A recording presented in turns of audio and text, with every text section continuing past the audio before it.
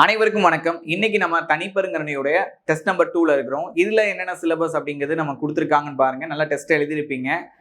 First டெஸ்டோட explanation நீங்களும் பார்த்துருப்பீங்க. Second டெஸ்ட்ல என்னென்னலாம் உங்களுக்கு சிலபஸ்ல கொடுத்துருக்காங்கன்னு பாருங்க. என்னென்னலாம் கொடுத்துருக்காங்க, எழுத்து இலக்கணத்துல அலகு 1ல உங்களுக்கு என்னென்ன கொடுத்துருக்காங்க, இணை எழுத்துக்கள் அறிதல், சுட்ட எழுத்துக்கள், வினா எழுத்துக்கள், ஒருமை பன்மை அறிதல், இதெல்லாம் உங்களுக்கு எழுத்து இலக்கணத்துல வச்சிருக்க போர்ஷன். நெக்ஸ்ட் 7th உள்ள இலக்கணம் முழுவதும் மொழித்திறன் உங்களுக்கு ஃபுல்லா கொடுத்துருக்காங்க. New book, old book. 2025ல டிஎன்பிஎஸ்சியில் கேட்கப்படக்கூடிய அந்த ஓல்டு கொஸ்டினை நியூ புக் பேஸ் பண்ணி கேட்டிருக்காங்க.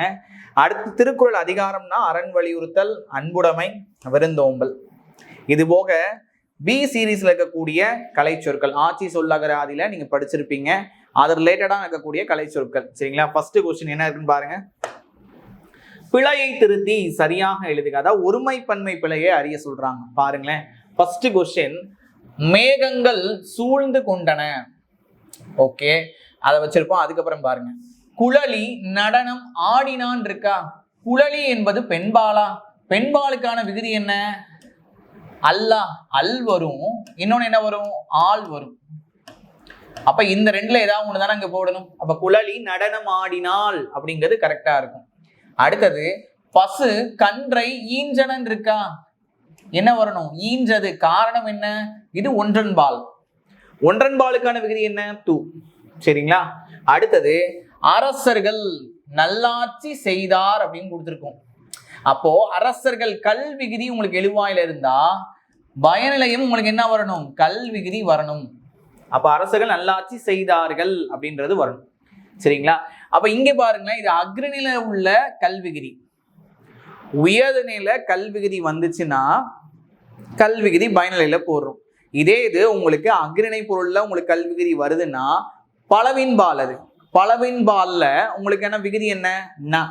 நான் இல்லைன்னா இன் பிளஸ் ஆன்னு சொல்லுவோமா, அந்த விகுதியை நம்ம இங்க போட்டிருக்கோம். சரிங்களா? புரிஞ்சிருக்கும் ஃபர்ஸ்ட் கொஸ்டின். செகண்ட் கொஸ்டினை பாருங்க. வினைக்கு அடைமொழியாய் குறிப்பு பொருளில் வருவது எது அப்படின்னா இரட்டை கிளவி. அதாவது அடுக்கு தொடருக்கும் இரட்டை கிளவிக்கும் என்ன டிஃபரன்ஸ் அப்படின்றது. அடுக்கு தொடர், இரட்டை கிளவி. ஏற்கனவே ஃபர்ஸ்ட் இதுலயே சொல்லியிருப்போம். அடுக்கு தொடருக்கு எக்ஸாம்பிளா நம்ம என்ன எடுத்துக்கலாம்? பாம்பு பாம்பு பாம்புன்னு எடுத்துக்கோமா. இங்க பல பல சலசல. இப்போ இங்க சொற்களை பாத்தீங்கன்னா தனித்தனியா இருக்கு. இங்க சொற்கள் வந்து உங்களுக்கு எப்படி இருக்கு? ஒன்றுபட்டு வருது. அப்ப இங்க சொற்கள் தனித்தனியா வருது, இங்க சொற்கள் ஒன்றுபட்டு வருது. இங்க பிரிங்க, பிரிச்சா உங்களுக்கு என்ன தருது? பொருள் தருது. ஆனா இங்க பிரித்தால் பொருள் தராது. ஃபர்ஸ்ட் பாயிண்ட், சொற்கள் எப்படி இருக்கும்? இங்க தனித்தனியா இருக்கும் அடுக்கு தொடர்ல, அங்க சொற்கள் ஒன்றுபட்டு இருக்கும். பிரித்தால் என்ன தரும்? பொருள் தரும் அடுக்கு தொடர்ல. இங்க பிரித்தால் பொருள் தராது. ஓகேயா? அடுத்து இது எத்தனை முறை அடுக்கி வருது பாருங்க. மேக்சிமம் 2ல இருந்து 4 முறை அடுக்கி வரும் அடுக்கு தொடர்னா. இரட்டை கிளவினா உங்களுக்கு 2 முறை மட்டுமே அடுக்கி வரும். ஓகே, 3 பாயிண்ட் ஆயிடுச்சா? 4வது பாயிண்ட், அடுக்கு தொடர் என்னென்ன கேட்டகரியில வரும்னா விரைவு, வெகுளி, அச்சம், அவலம், உவகை. உவகைனா மகிழ்ச்சி. விரைவுனா ஒரு இடத்துக்கு நம்ம ஒருத்தரை கூப்பிடுறோம். சரிங்களா? கூப்பிடும் போது என்ன சொல்லுவோம்? வா வா வான்னு கூப்பிடுவோமா? அப்ப அது அடுக்கி வருதா? அதே மாதிரி வெகுளினா சினத்துல சொல்றது, எரி எரி எரி அந்த மாதிரி. அடுத்து அச்சம். அச்சம்னா பயந்துக்கிட்டு, இப்ப சொன்னோம்ல பாம்பு பாம்பு பாம்புன்னு கத்துவோம்ல, அது. அவலம் அப்படின்னா துன்பத்துல இருக்கிறது, நொந்தேன் நொந்தேன் நொந்தேன் இந்த மாதிரி. மகிழ்ச்சியில ஒருத்தரவங்க வீட்டுல வராங்க, வருக வருகன்னு சொல்லுவோமா? அப்போ இதெல்லாம் உங்களுக்கு அடுக்கு தொடர்ல வரக்கூடிய கேட்டகரி. என்னது? விரைவு, வெகுளி, அச்சம், அவலம், இன்னொன்னு உவகை. இதே இது உங்களுக்கு இரட்டை கிளவியை பொறுத்த வரைக்கும் என்ன பொருள்ல வரும்? குறிப்பு பொருள்ல வரும். வெளிப்படையா காட்டாது, மறைமுகமா காட்டும். அப்ப சொற்கள் தனித்தனியா வரும், ஒன்றுபட்டு வரும். அதுக்கப்புறம் என்ன சொன்னோம்? சொற்கள் வந்து உங்களுக்கு எத்தனை முறை அடுக்கி வரும்? இங்க 2ல இருந்து 4 முறை அடுக்கி வரும், அங்க 2 தடவை தான் வரும்.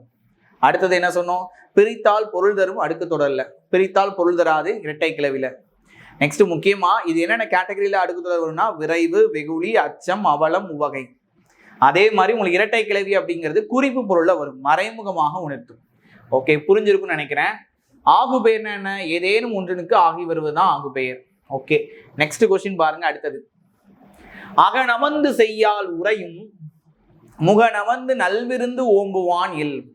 முகமலர்ச்சியோட நல்ல விருந்தினரை, அதாவது விருந்தினர்னா நம்ம வீட்டுக்கு வரக்கூடிய ஆட்களை யார் ஒருத்தர் முகமலர்ச்சியோட அனுசரிக்கிறாங்களோ அவங்களுடைய வீட்டுல மன மகிழ்வோட திருமகள் உறைவாங்க. அதுதான் இருக்கு. அகநமந்து செய்யால் உரையும் முகநமந்து நல்விருந்து ஓம்புவான் இல். இல்னா இல்லத்துல, நல்விருந்து ஓம்புவான்னா வரக்கூடிய விருந்தினரை நல்லா உபசரிக்கக்கூடியவன வீட்டுல இந்த திருமகள், சரிங்களா, திருமகள் உங்க வீட்டுல அமருவாங்க மன மகிழ்வோட.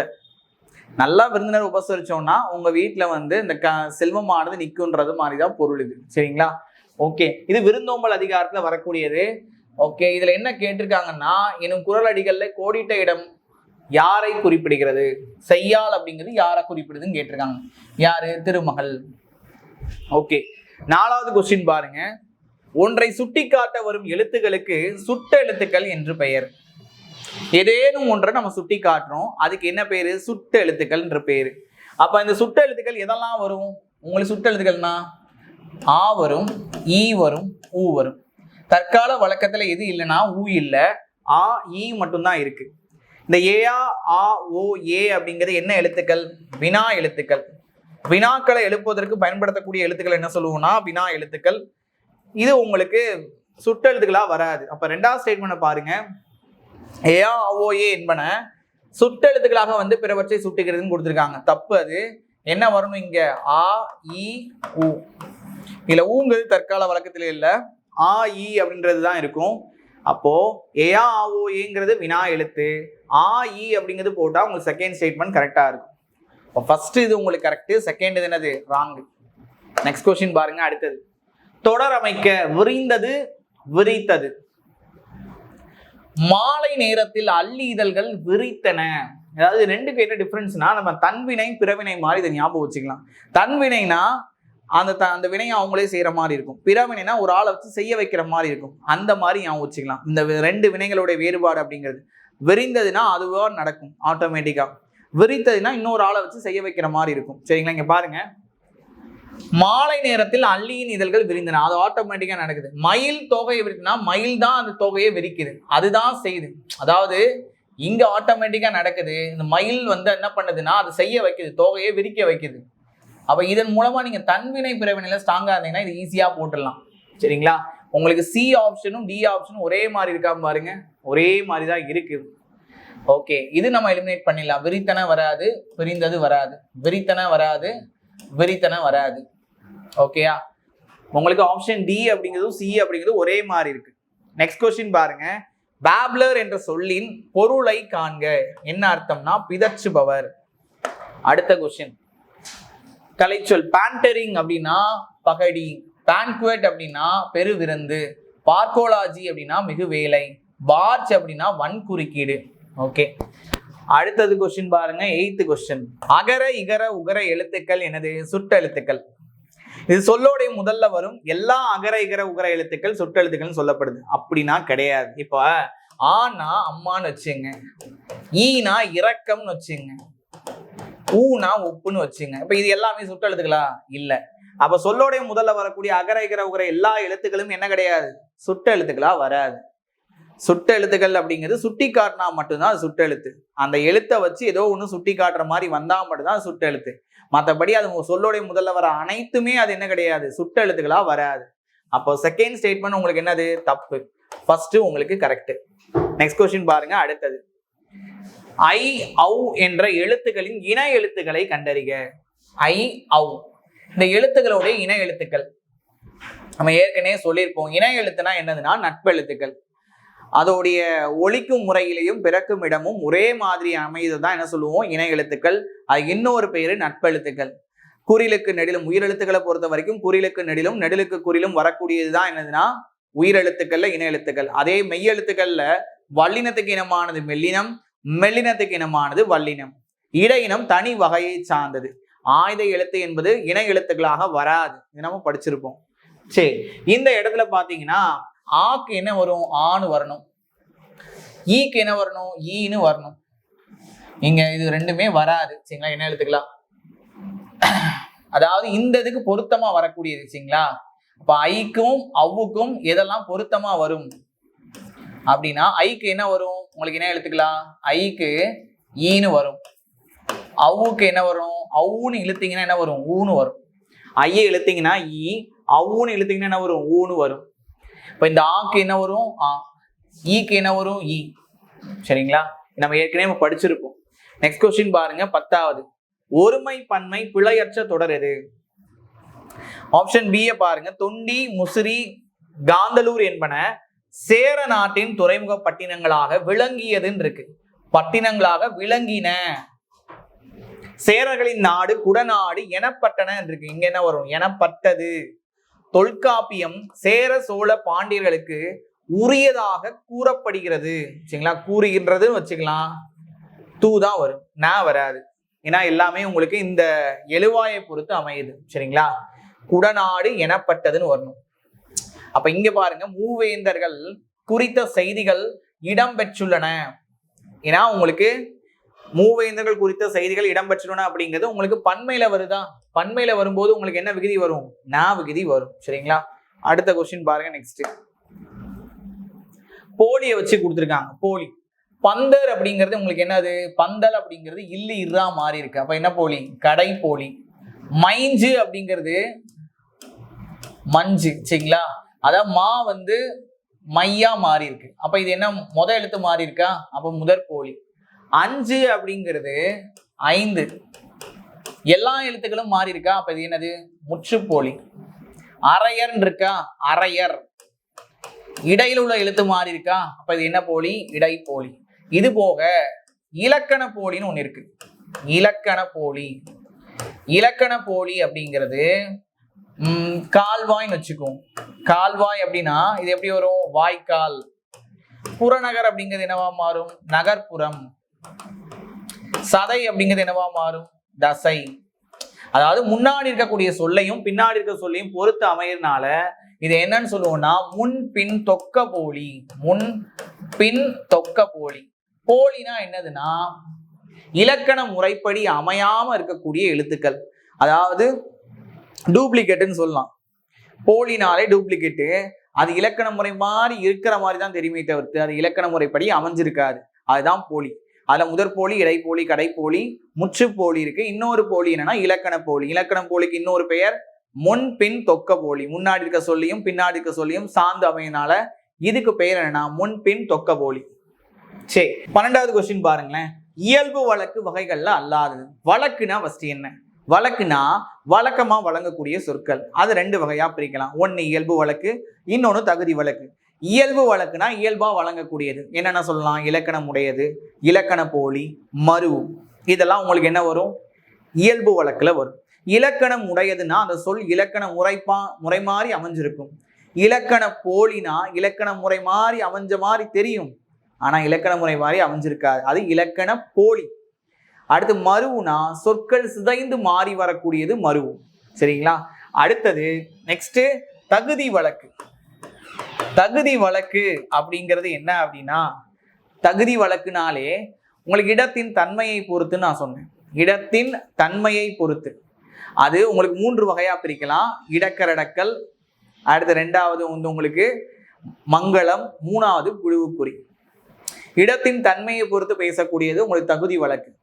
சரி, அப்போ இடக்கரடக்கல்னா என்ன அப்படின்னு நீங்க கேட்டீங்கன்னா, நாகரிகமற்ற வார்த்தைக்கு பதிலாக நாகரிகமான வார்த்தையை போடுறது. இப்போ கால் கழுவி வந்தேன் அப்படிங்கிறது டீசெண்டா சொல்றது. ஒன்றுக்கு போய் வந்தேன் அப்படிங்கிற நாகரிகமற்ற வார்த்தைக்கு பதிலாக நாகரிகமா சொல்றோம். அதே மாதிரி மங்களம் அப்படின்னா அமங்கலமான சொற்களுக்கு பதிலாக மங்களமான சொற்களை பேசுறோம். சுடுகாடுன்னு சொல்லாம நன்காடுன்னு சொல்றோம். விளக்கை அணையும் சொல்லாம விளக்கை குளிரவைன்னு சொல்றோம். இதெல்லாம் அமங்கலமான சொற்களுக்கு மங்களமான சொற்கள் போடுறது. அடுத்து குழுவுக்குறினா என்ன, ஒரு குறிப்பிட்ட குழுவினருக்கு மட்டும் தெரியக்கூடியது என்னென்ன சொல்லுவோம், குழுவுக்குறி. அதாவது பரின்னு சொல்றேன். பரி அப்படின்னா பொற்கொள்ளருக்கு மட்டும்தான் தெரியும் அது என்னன்னு பரிண்டு. பொற்கொள்ளருக்கு மட்டுமே புரியக்கூடியது அந்த சொல், ஒரு குறிப்பிட்ட குழுவினருக்கு மட்டும் தெரியும். அப்ப இயல்பு வழக்கு இலக்கணம் உடையது, இலக்கண போலி, மருவு. தகுதி வழக்குங்கிறது இடக்கரடக்கல், மங்களம், குழுவுக்குறி. எல்லாமே எக்ஸ்பிளைன் பண்ணியிருப்பேன். அப்ப இந்த கொஸ்டின்ல பாருங்க, இயல்பு வழக்கு வகைகள்ல அல்லாததுன்னு கேட்டிருக்காங்க. இலக்கணம் உடையது வருமா, மருவு வருமா, இலக்கண போலினா இப்பதான் இதுக்கு முன்னாடி நான் சொல்லியிருக்கேன். சரிங்களா, ஓகே. அப்ப இதுல எது வரும், இது தகுதி வழக்குல வரக்கூடியது. நெக்ஸ்ட் கொஸ்டின் பாருங்க. 13வது கொஸ்டின் பாருங்களேன். விருந்தினர் முகம் வாடுவதற்கு உவமையாக வள்ளுவர் கூறும் மலர் எது? ஒரு முக்கியமான குறள். மோப்ப குழையும் அனிச்சம் முகந்திரிந்து நோக்க குழையும் விருந்து. முகந்து பார்த்தாலே வாடிவிடக்கூடிய தன்மை உடையது இந்த அனிச்ச மலர். அது போலவே விருந்தினருடைய உள்ளம் வாடிவிடும் எப்போதுனா அந்த விருந்து உபசரிப்பவருடைய முகம் மாறினாலே. ஏன்னா ஒரு மாதிரி நம்ம பார்க்கறது செய்யறது இந்த மாதிரி செய்யும் போது அவங்களுடைய உள்ளம் வாடிவிடும். அப்போ திருக்குறள்ல பாத்தீங்கன்னா 2 மலர்கள் தான் குறிப்பிட்டிருப்பாங்க. ஒன்னு அனிச்சம், இன்னொன்னு குவளை. இந்த 2 மலர்கள் தான் குறிப்பிட்டிருப்பாங்க. நம்ம அனிச்சத்தை வச்சு இப்ப சொன்னோம். மோப்ப குழையும் அனிச்சம் முகம் தெரிந்து நோக்க குழையும் விருந்து. மோந்து பார்த்தாலே வாடிவிடக்கூடிய அனிச்ச மலரை போல விருந்தினருடைய உள்ளம் வாடிவிடும் எப்போதுனா அந்த விருந்து உபசரிப்பவருடைய முகம் மாறும் போது. சரிங்களா, புரிஞ்சிருக்கும்னு நினைக்கிறேன். நெக்ஸ்ட் கொஸ்டின் பாருங்க. அடுத்தது கூற்று சுட்டு எழுத்துக்களை வச்சு அப்பக்கம் இப்பக்கம் முப்பக்கம் சுட்டு சொற்கள். இது இடப்பொருளை சுட்டுவதற்காக ஆ இ உள்ளது. இந்த பாருங்களேன் அப்பக்கம், இந்த பாருங்க இப்பக்கம், இந்த பாருங்க உப்பக்கம். உப்பக்கம்னா முதுகு பக்கம்னு அர்த்தம். அப்ப இடப்பொருளை சுட்டுதான் அந்த பக்கம், இந்த பக்கம். உப்பக்கம்னா முதுகு பக்கம். அந்த இடப்பொருளை அது சுட்டதுனாலதான் அதை என்ன சொல்றோம், சுட்டோடைய தன்மை ஃபுல்லாவே இடத்தின் தன்மையை பொறுத்து அமைகிறது. சரிங்களா, அந்த இடத்தின் தன்மையை பொறுத்து தான் சொல்லுவோம் அந்த பொருள் இந்த பொருள் அப்படின்ட்டு. அப்ப சுட்டு எதை மென்ஷன் பண்ணது, உங்களுக்கு இடத்தோடைய தன்மையை சொல்லுது. சரிங்களா, அதனால இந்த செகண்ட் ஸ்டேட்மெண்ட்டும் உங்களுக்கு கரெக்ட் தான். இது ப்ரீவியஸ் இயர் கொஸ்டின். சரிங்களா, அடுத்தது பாருங்க. கூற்று வினவ பயன்படும் எழுத்துக்கள் வினா எழுத்துக்கள் எனப்படும். இது என்னென்ன எழுத்துக்கள்? ஏயா ஆ ஊ ஏ. இந்த 5 எழுத்துக்கள் வினா எழுத்துக்கள். இந்த வினா எழுத்துக்களை இட வினா எழுத்துக்கள் என குறிக்கலாம். சரிங்களா, இட வினா எழுத்துக்கள் அப்படின்னு சொல்லலாம். இதுவும் இடத்தின் தன்மையை பொறுத்து கேட்கக்கூடியதான். அந்த இடத்துல அவன் செஞ்சானா, இந்த மாதிரி இடத்தின் தன்மையை பொறுத்து கேட்கக்கூடியது. அந்த 2மே உங்களுக்கு இடத்தை பொறுத்து வரக்கூடியது தான். வினா எழுத்துக்களை பொறுத்த வரைக்கும் இந்த ஏஆ ஆஓஏன்னு சொன்னோமா, அந்த ஏஆ ஆஓஏல ஒரே ஒரு எழுத்து மட்டும் டிஃப்ரெண்டா இருக்கும், உயிர்மை எழுத்தா வரும். அது என்ன எழுத்து? யா. இது போக இன்னொரு முக்கியமான ஸ்பெஷல் என்னன்னா, அந்த 5 எழுத்துக்கள்ல ஒரே ஒரு குறில் எழுத்து. என்னது? ஏ. இதையும் ஞாபகம் வச்சுங்க. அதிகமான வினாக்களை நம்ம கேட்கணும் அப்படின்னா அதுக்கு எந்த எழுத்து வரும்? ஆ. ஏராளமான கொஸ்டின் கேட்கறதுக்கு அழுத்த பொருளை ஏதாவது ஒன்று சொல்றதுக்கு எந்த வினா எழுத்து வரும்னா ஏ வரும். சரிங்களா, மறந்துடக்கூடாது. சரி, இது எல்லாமே கரெக்டு தான். சுட்டும் வினா எழுத்துக்களும் இடத்தின் தன்மையை உணர்த்ததான் செய்யும். 2மே ஞாபகம் வச்சுங்க. அடுத்தது பேசிலஸ் அப்படிங்கிறது என்னன்னா நோய் நுண்மி. பேக்லாஷ் அப்படின்னா என்னதுன்னா எதிர் விளைவு. பேடசரி அப்படின்னா உங்களுக்கு என்ன வரும்னா சமரசமற்ற. வே அப்படின்னா செல்ல விழி. சரிங்களா, இதெல்லாம் நீங்க படிச்சிருப்பீங்க. நெக்ஸ்ட் கொஸ்டின் பாருங்க. சரியான இணைகளை கண்டறிக. பேர்னாக்கல் அப்படின்னா ஒட்டுச்சிப்பி. பேரலோஜி அப்படின்னா இடையியல். பேர்னேஜ்னா தடுப்பணை. பேரஸ் அப்படின்னா சரமாரியாக அப்படின்றது வரும். இது மட்டும் உங்களுக்கு ராங்கா இருக்கு, மற்ற எல்லாமே உங்களுக்கு கரெக்டா இருக்கு. சரிங்களா, ஓகே. நெக்ஸ்ட் கொஸ்டின் பாருங்க. 18வது. எத்தனை இணைகள் சரியாக உள்ளது? என்ன கொடுத்துருக்காங்க? புறச்சுட்டு. புறச்சுட்டு அப்படின்னா அந்த சுட்டானது புறம்னாலே வெளியேன்னு அர்த்தம். சொல்லுக்கு வெளியில அந்த சுட்டு இருக்கும். நல்லா கவனிச்சுக்கணும். புறச்சுட்டுனா அந்த சொல்லுக்கு வெளியில அந்த சுட்டு இருக்கும். அதை நீக்கிட்டா நம்மளுக்கு பொருள் தரும். பாருங்களேன், அப்புத்தகம் இருக்கா, சொல்லுக்கு வெளியில இருக்கா, இதை நீக்கிட்டா அந்த இதுக்கு பொருள் வருதா? அது புறச்சுட்டு. இங்க பாருங்க, பொருளோடு புணர்ந்த சுட்டு. பொருளோடு புணர்ந்த சுட்டுனா ஒருத்தர் வந்துட்டு இருக்காரு, கையில என்னமோ வச்சிருக்காரு. இது என்னன்னு நான் கேட்கிறேன். அவர் என்ன சொல்றாரு? இது புத்தகம் சொல்றாரு. இது புத்தகம் அப்படின்னு அவர் சொல்றாரு. இது புத்தகம். நல்லா கவனிச்சுக்கணும். அப்ப சுட்டுக்கு பின்னாடி நல்லா கவனிங்க. சுட்டுக்கு பின்னாடி ஒரு பொருள் உணர்த்துதான். ஒரு சுட்டு அதுக்கு பின்னாடி வரக்கூடிய பொருளை உணர்த்துதான். அப்போ சுட்டு பொருளோடு புணர்றதுனாலதான் இதுக்கு என்ன சுட்டு? பொருளோடு புணர்ந்த சுட்டு. இது என்னன்னு கேட்கிறேன். அவர் என்ன சொல்றாரு? இது புத்தகம் சொல்றாரு. அப்ப இது புத்தகம் சொல்லும் போது அந்த சுட்டானது பின்னாடி இருக்கக்கூடிய பொருளை உணர்த்துது, பொருளோடு புணருது. அதனால இது என்னது? பொருளோடு புணர்ந்த சுட்டு. பொருளோடு புணராது அப்படின்னா அங்க எங்கன்னு தேடிட்டு இருக்காங்க புத்தகத்தை. எங்க தேடுறாங்க? அப்படி அங்கிட்டு தேடிட்டு இருக்கும் போது இங்க அப்படின்னு ஒரு ஆள் சொல்றாரு. இங்கு இருக்கு, இங்குன்னு அப்படின்னு சொல்றாருன்னு வச்சுக்கோ. இங்கு சுட்டுக்கு பின்னாடி எந்த ஒரு பொருளும் புணரல அப்படின்னா அது பொருளோடு புணராத சுட்டு. சுட்டு அதுக்கு பின்னாடி எந்த ஒரு பொருளும் வரலனா அது பொருளோடு புணராத சுட்டு. பொருள் பின்னாடி வந்துச்சுன்னா அது பொருளோடு புணர்ந்த சுட்டு. புறச்சுட்டுனா சொல்லுக்கு வெளியில உங்களுக்கு அந்த சுட்டு இருக்கும், நீக்கினால் என்ன தரும்? பொருள் தரும். மாத்திரக்கூடாது, ரொம்ப கன்ஃபியூஸ் ஆயிராங்க. சரிங்களா? நெக்ஸ்ட் கொஸ்டின் பாருங்க. அடுத்து நெக்ஸ்ட் என்ன கொடுத்துருக்காங்கன்னா இந்த அப்படிங்கிறது சுட்டு தெரிவு. ஆ இ அப்படின்ற எழுத்துக்கள் வந்து அந்த சுட்டுக்கள் அப்படியே மாறி வர்றது. அந்த மலை, இந்த நீர்வீழ்ச்சி அப்படின்னு சொல்லி மாறி வர்றது சுட்டு தெரிவு. புறச்சுட்டு சொல்லிட்டேன். பொருளோடு புணர்ந்ததுன்னா என்ன சொல்லியாச்சு, பொருளோடு புணராதுன்னா என்னன்னு சொல்லியாச்சு. அடுத்தது சுட்டு தெரிவுனா அந்த சுட்டுக்கள் மாறி வரக்கூடியதான் என்னது? சுட்டு தெரிவு. அந்த மலை, இந்த நீர்வீழ்ச்சி அப்படின்னு சொல்லி மாறி வரும். சரிங்களா? அப்ப இந்த மூணுமே உங்களுக்கு என்ன ஆகி வருது? கரெக்டா தான் இருக்கு. நெக்ஸ்ட் கொஸ்டின் பாருங்க. இத்து இந்து ஆகிய இன எழுத்துக்கள். இன எழுத்துக்கள் நம்ம சொல்லியாச்சு. வல்லினம் அனைத்துமே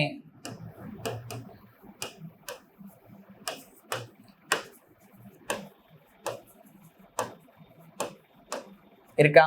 இது எல்லாமே மெய்யெழுத்துக்கள். வல்லினம் அனைத்துமே மெல்லினத்துக்கு இனமானது. சரிங்களா? வல்லினம் அனைத்துமே மெல்லினத்துக்கு இனமானது, மெல்லினம் அனைத்துமே வல்லினத்துக்கு இனமானது. சரிங்களா? ரெண்டுமே உங்களுக்கு வரும். உயிரெழுத்துனா குறிலுக்கு நெடிலும், நெடிலுக்கு குறிலும் இனெழுத்துக்கள்னு சொல்லலாம். அதே இது உங்களுக்கு மெய்யெழுத்துக்கள்ல வல்லினத்துக்கு இனமானது மெல்லினம், வெள்ளினத்துக்கு இனமானது வல்லினம் அப்படின்னு சொல்லலாம். சரிங்களா? சரி, இங்க பாருங்க, காரணத்தை பாருங்க. இத்து இந்து இவ்விரண்டு எழுத்தும் நாவின் நுனிமேல் வாய்ப்பல்லின் அடிப்பகுதியை தொடுவதால் பிறக்கின்றன. நீங்க இத்து இந்துன்னு சொல்லும் போது இந்த மேல்வாய் பல்லோடைய அடியில தொடும். இத்து இந்து அப்படின்னு சொல்லி பாத்தீங்கன்னாலே மேல்வாய் பல்லோட அடியில இந்த நாக்கோடைய நுனி தொடுதான் பாருங்க. இத்து இந்து மேல்வாய் பல்லு, அது கீழே உள்ள அடிப்பகுதியை அது தொடும். அது வந்து உங்களுக்கு எழுத்துக்களுடைய பிறக்குமிடங்களை வச்சு ஒண்ணு வச்சிருக்காங்க. நாவின் நுனி மேல்வாய் பல்லோடைய அடிப்பகுதியை தொடுது. இத்து இந்து ரெண்டுமே உங்களுக்கு கரெக்ட் தான். இத்து இந்து ரெண்டுமே என்ன எழுது தான். இது பிறக்கக்கூடிய இடம் நாவின் நுனி மேல்வாய் பல்லோடைய அடிப்பகுதியை தொடுது. ரெண்டுமே கரெக்ட். நெக்ஸ்ட் பாருங்க. பிழையான தொடரை தேர்க. இது ஒருமையா? பழம் அப்படிங்கிறது ஒருமையா? இது பழம் உங்களுக்கு என்ன வரும்? இது பழம் அன்று அப்படிங்கிறது உங்களுக்கு கரெக்டா தான் இருக்கு. அது மரம் அன்று, ஏன்னா எல்லாமே ஒருமையில தான் வருது. இவை பழங்கள் அல்ல, இதுவும் கரெக்டா தான் இருக்கு. இதை பாருங்களேன். இது பழம் என்ன வரணும்? அன்றுன்னு வரணும். அல்ல அப்படிங்கிறது எதுக்கு வரும்? உங்களுக்கு பன்மையில வந்தா வரும். இவைன்னு சொன்னா, இவை பழங்கள் அல்லன்னு சொன்னா இது வரும். புரியுதா? அன்று என்பது உங்களுக்கு ஒருமையில பயன்படுத்தப்படும். சரிங்களா? அக்ரணில அன்று, அன்றுங்கிறது ஒருமையில பயன்படுத்துறோம். அல்ல அப்படிங்கிறது உங்களுக்கு எங்க பயன்படுத்துறோம்? பன்மையில பயன்படுத்துறோம். சரிங்களா? எல்லாத்துலயும் பாருங்களேன், ஒருமையா வர்றதுனால அன்று அன்று யூஸ் பண்ணோம். எங்க ப்ளூரல்ல வர்றது பன்மையில வர்றதுனால இங்க அல்லன்னு யூஸ் பண்ணியிருக்கோம். அடுத்த கேள்வி பாருங்க. நெக்ஸ்ட், பின்வரும் தொடரில் உள்ள பயனிலை சொல்லை தேர்க. ஃபர்ஸ்ட் இதுல ஒவ்வொன்றையும் நம்ம என்னன்னு பார்ப்போம். வீரர்கள் அப்படிங்கிறது இருக்கா? வீரர்கள் நாட்டை காத்தனர் அப்படிங்கிறதுல வீரர்கள் அப்படிங்கிறது என்னது? எழுவாய். எழுவாய்னா என்ன? ஒரு தொடர் எழுவதற்கு முக்கிய காரணமாக இருப்பது எழுவாய். ஒரு தொடர், ஒரு சென்டென்ஸ்ல ஒரு தொடர் எழுவதற்கு ஒரு முக்கிய காரணமாக இருப்பது என்னதுன்னா எழுவாய். அடுத்தது நாட்டை காத்தனர் அப்படிங்கிறது உங்களுக்கு என்ன வரும்னா, இங்க பாருங்க, காத்தனர் அப்படிங்கிறது பயனிலை. அந்த தொடர்ல பயன் எங்க நிலைத்து இருக்கோ, பயன் நிலைத்து இருக்கக்கூடிய இடத்துக்கு என்ன பேருனா பயனிலை. அப்ப இந்த நாட்டை அப்படிங்கிறது என்ன அப்படின்னா செயல்பாடு பொருள். இது நம்ம வேற்றுமை உருவ வச்சு கண்டுபிடிச்சிடலாம். இரண்டாம் வேற்றுமை உருவான ஐ எந்த பெயர் சொல்லோடு இணையுதோ அந்த பெயர் சொல் என்னவா மாற்றப்படும்னா செயல்படு பொருளா மாற்றப்படும். அப்ப அந்த ஐ என்ற வேற்றுமை உருவு நாடுல சேரும்போது நாட்டை அப்படிங்கிறது மாறுது. அப்ப அது என்னது? செயல்படு பொருள். அதனாலதான் இரண்டாம் வேற்றுமை உருவ செயல்படு பொருள் வேற்றுமைன்னு நம்ம சொல்லுவோம். அப்போ இங்க பாருங்க, இந்த பெயர் சொல்லோட ஐ சேர்றதுனால இது என்னது? செயல்படு பொருள். இந்த செயல்படு பொருள் அப்படிங்கிறது ஒரு எழுவாய் மாதிரி இருக்கக்கூடிய ஒரு பெயர் சொல் தான். அப்போ ஒரு தொடர்ல இங்க என்ன இருக்கு? ஒரு எழுவாய் இருக்கு, ஒரு செயல்படு பொருள் இருக்கு, ஒரு பயனிலை இருக்கு. இந்த எழுவாயும் செயல்படு பொருளும் பெயர் சொல் தான். சரிங்களா? ஆனா இந்த செயல்படு பொருள் இந்த தொடர்ல கட்டாயம் இருக்கணும் அப்படின்லாம் அவசியம் இல்லை. ஆனா அந்த செயல்படு பொருள் இருந்தது அப்படின்னா உங்களுக்கு முழுமையான ஒரு விளக்கம் தரும். இப்ப வீரர்கள் காத்தனர் அப்படின்றது சொல்லும் போது எதை காத்தனர் ஒரு கேள்வி வருது. அப்ப வீரர்கள் நாட்டை காத்தனர் சொல்லும் போது உங்களுக்கு முழுமையான பொருள் வருது. அப்ப செயல்படு பொருள் வந்துச்சுன்னா முழுமையான பொருள் தரும். செயல்படு பொருள் வரல அப்படின்னா உங்களுக்கு முழுமையான பொருள் இருக்காது. இது கட்டாயம் வரணுன்ற அவசியம் கிடையாது. எழுவாயும் செயல்படு பொருளும் உங்களுக்கு ஒரு வகையான பெயர்ச்சொல் தான். இந்த பெயர்ச்சொல்லோட ஐ சேர்றதுனால எந்த பெயர்ச்சொல்லோட ஐ சேருதோ அது என்னவா மாற்றப்படுது? செயல்படு பொருளா மாற்றப்படுது. இது வந்து 2ஆம் வேற்றுமையில நம்ம படிச்சிருப்போம். சரிங்களா? இதெல்லாம் உங்களுக்கு புரிஞ்சிருக்கும்னு நினைக்கிறேன். இங்க சிம்பிளான ஒரே கேள்வி தான். என்ன கேட்டிருக்காங்க? பயனிலைனா என்னன்னு கேட்டிருக்காங்க. அந்த பயன் நிலைத்திருக்கக்கூடிய இடம் எது? காத்தனர் அப்படின்னு சொல்லுவார் பயனிலை. சரிங்களா? நெக்ஸ்ட் கொஸ்டின் பாருங்க. பொறுத்துக்க ஓரெழுத்து ஒரு மொழியை வச்சு.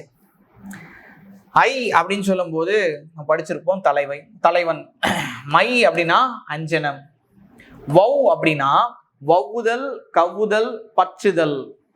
வவ்னா வவ்வுதல் கவ்வுதல் பச்சுதல். சரிங்களா? அப்ப இங்க என்ன வரும்? கவர் அப்படிங்கிறது. யா அப்படிங்கிறது என்னென்ன சொல்லலாம் அப்படின்னா ஒரு வகை மரம். அகலம், ஒரு மரம் இருக்கு, அகலமா இருக்கு, கட்டுறோம். ஒரு வகை மரம், அகலம், கட்டுதல். ஐயம் சந்தேகம் இல்லை. ஐயம் சந்தேகம் இல்லை யாவை. இது எல்லாமே ஓரெழுத்து ஒரு மொழிக்கான பொருள். அந்த யான்ற ஒரு எழுத்து ஒரு மொழிக்கு ஒரு எழுத்துக்கு இத்தனை பொருள்கள் உண்டு. சொல்றேன், ஞாபகம் வச்சுங்க. ஒரு வகை மரம், அகலம், கட்டுதல், ஐயம் சந்தேகம் இல்லை யாவை. இது வந்து யாக்கு, மறந்துடாதீங்க. சரிங்களா? வவ்வுக்குன்னா வவ்வுதல் கவ்வுதல் பச்சுதல். இது நம்ம அடுத்தடுத்த டெஸ்ட்ல பார்ப்போம். இப்போதைக்கு கொஞ்சம் கொஞ்சம் ஞாபகம் வச்சுங்க. சரிங்களா? அடுத்தது பாருங்க. கூற்றுக்களை ஆராயுங்க. விருந்தோம்பல் என்பது இந்திய பாரம்பரியங்களுள் ஒன்றாகும். இவை சங்ககால மக்களின் வாழ்வியல் முறைகளில் ஒன்றாகும். திருக்குறளில் ஊழ் இயலில் விருந்தோம்பல் இருக்கு. ஊழ் இயல் கிடையாது. இது எந்த இயல்? இல்லறவியல். உங்களுக்கு அறத்துப்பால் அப்படிங்கிறது 4 இயல் வருமா? என்னதெல்லாம் வரும்? பாயிரவியல் வரும். பாயிரவியல் அப்படிங்கிறது 4 அதிகாரம். இல்லறவியல் வரும். இல்லறவியல்ல உங்களுக்கு 20 அதிகாரம். உங்களுக்கு அடுத்த துறவரவியல். துறவியல் வச்சுக்கோம். துறவியல் அப்படிங்கிறது உங்களுக்கு எத்தனது? 13. ஊழியல் அப்படிங்கிறது 1. இதெல்லாம் கூட்டுங்க, எத்தனை வருது? 38 வருதா? 20 13 அப்படிங்கிறது 33 34 38. சரிங்களா? இப்ப இங்க கேட்டிருக்க கொஸ்டின் என்னன்னா, திருக்குறள்ல விருந்தோம்பல் எந்த அதிகாரத்துல இருக்கு? இல்லறவியல்ல இருக்கு. பாயிரவியல்ல 4 அதிகாரம், இல்லறவியல்ல 20 அதிகாரம், துறவியல்ல 13, ஊழியல்ல 1. சரிங்களா? இது வந்து அறத்துப்பால்ல வரக்கூடியது. அடுத்து பாருங்க. காப்பு, செங்கீரை, தாழ் சப்பானி, முத்தம் வருகை. இதை வச்சு அகர வரிசை அமைக்கணும். பாருங்களேன், அகர வரிசையில ஃபர்ஸ்ட் என்னதான் வரணும்? ஆதான் வரணும். எல்லாத்துலயும் செட் பண்ணிக்காங்களா? இருக்கு. ஆக்கு அப்புறம் உங்களுக்கு மெய்யெழுத்து வரிசையில வச்சிருவோம். என்ன வரணும்? இக்கு வரணும். ஃபர்ஸ்ட் இக்கு இருக்காம பாருங்க, அதுவும் செட் பண்ணிட்டாங்க கரெக்டா. சரி, இக்குக்கு அப்புறம் என்ன வரணும்? இச்சு வரணும். இச்சு இருக்காம பாருங்க. இச்சுல ஒரு என்னது அப்படின்னா உங்களுக்கு 2 இது இருக்கு. இது இச்சு பிளஸ் ஆ, இது இச்சு பிளஸ் ஏ. அப்ப இச்சு பிளஸ் ஆ தானே உங்களுக்கு ஃபர்ஸ்ட் வரும். இப்ப இது உங்களுக்கு எலிமினேட் பண்ணிடலாம். சரிங்களா? இது ஓகே. இப்போ 3 இதுல வந்துருச்சு. ஓகே, அடுத்து என்ன வரும்? இச்சு பிளஸ் ஏ தானே வரணும். அப்ப இந்த இடத்துல பாருங்க, இத்து போயிட்டாங்க, இது தப்பாயிடுச்சு. இப்ப இந்த 2 இடத்துல தான் நம்ம செக் பண்றோம். அப்ப இந்த 2 இடத்துல ஓகே, கரெக்ட் ஆயிடுச்சு. அடுத்தது பாருங்க, இச்சுக்கு அப்புறம் என்ன வரணும்? இத்து வரணுமா? இத்து வந்துருச்சா? பாருங்க, இங்க இம்மு போயிட்டாங்க, அதனால இது தப்பாயிடுச்சு. இப்போ ஈஸியா எலிமினேட் பண்ணிடலாம். இக்குங்க தெரியணும், அகர வரிசை தெரியணும். நெக்ஸ்ட் கொஸ்டின் பாருங்க. உயிர்வரின் உட்குரல் மெய் விட்டு ஓடும். இந்த விதிப்படி புணராததை கண்டறி. துயின்று இருந்தார் எப்படி பிரிக்கலாம்? துயின்று பிளஸ் இருந்தார்.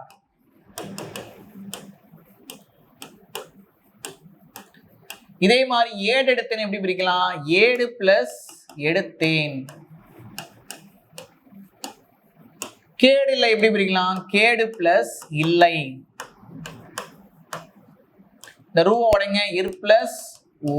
இந்த டூவை உடைங்க, இட்டு பிளஸ் ஊ. இந்த டூவை உடைங்க, இட்டு பிளஸ் ஊ.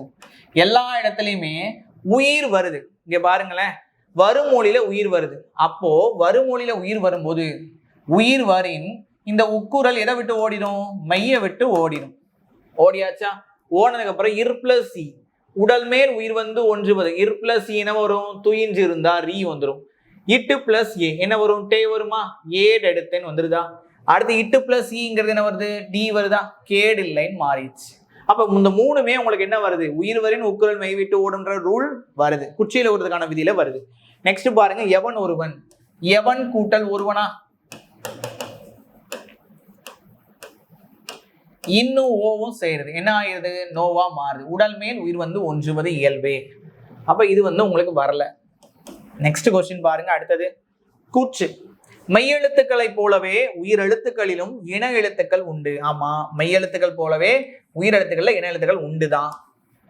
உயிரெழுத்துக்கள்ல குறிலுக்கு நெடிலும் நெடிலுக்கு குறிலும் இன எழுத்துக்கள் சொல்லப்படுது. ஆமா, கரெக்ட் தான். அதான சொன்னோம், கரெக்ட். அடுத்தது பாருங்க, சரியான இணைகளை கண்டறிக. பேகட்டில் அப்படின்னா பொழுதுபோக்கு, பெய்லீஃப் அப்படின்னா கடன் பற்றீட்டாளர், பேஃபில்ஸ் அப்படின்னா வெறுவுதல், பெயில்ஸ் அப்படின்னா மேற்கட்டை, பெயில்ஸ் சொல்லுவோம்ல கிரிக்கெட்ல. இது எல்லாமே உங்களுக்கு கரெக்ட் தான். பேரன் அப்படின்ற சொல்லோடைய பொருள் என்னன்னா வளமற்ற.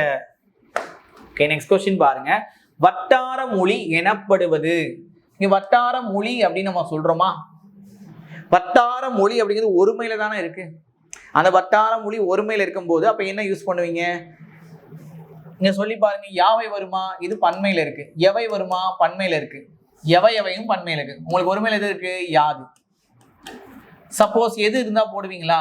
எதுக்கும் யாதுக்கும் என்ன டிஃபரன்ஸ் அப்படின்னு உங்களுக்கு ஒரு கன்ஃபியூஷன் வந்துச்சுன்னா, எது அப்படின்னா நிறைய பொருட்கள் இருக்கும், அதுல ஒன்றை பிக் பண்ற மாதிரி இருக்கும். இதுல எத்தனை பேனா உன்னுடையது, இதில் எத்தனை பேனா உன்னுடையது, அதாவது எது உன்னுடைய பேனா அப்படின்னு நம்ம சொல்லுவோம். இப்போ நிறைய பேனா இருக்கு, அந்த பேனால எது உன்னுடைய பேனா, ஏதாவது ஒன்றை செலக்ட் பண்ற மாதிரி இருக்கும். யாதுன்னா அந்த பொருளை பத்தி ஃபுல்லா விளக்கம் கொடுக்குற மாதிரி இருக்கும். எதுனா அந்த இருக்கக்கூடிய இதுல ஏதேனும் ஒன்றை பிக் பண்ணி எடுக்கணும், ஏதேனும் ஒன்றை செலக்ட் பண்ணணும். சரிங்களா? அது வந்து எது. யாதுனா முழு பொருளை கொடுக்குற மாதிரி இருக்கும். இதோடைய விளக்கம் யாது அப்படின்னு சொல்லும் போது ஃபுல் விளக்கத்தை சொல்ற மாதிரி இருக்கும்.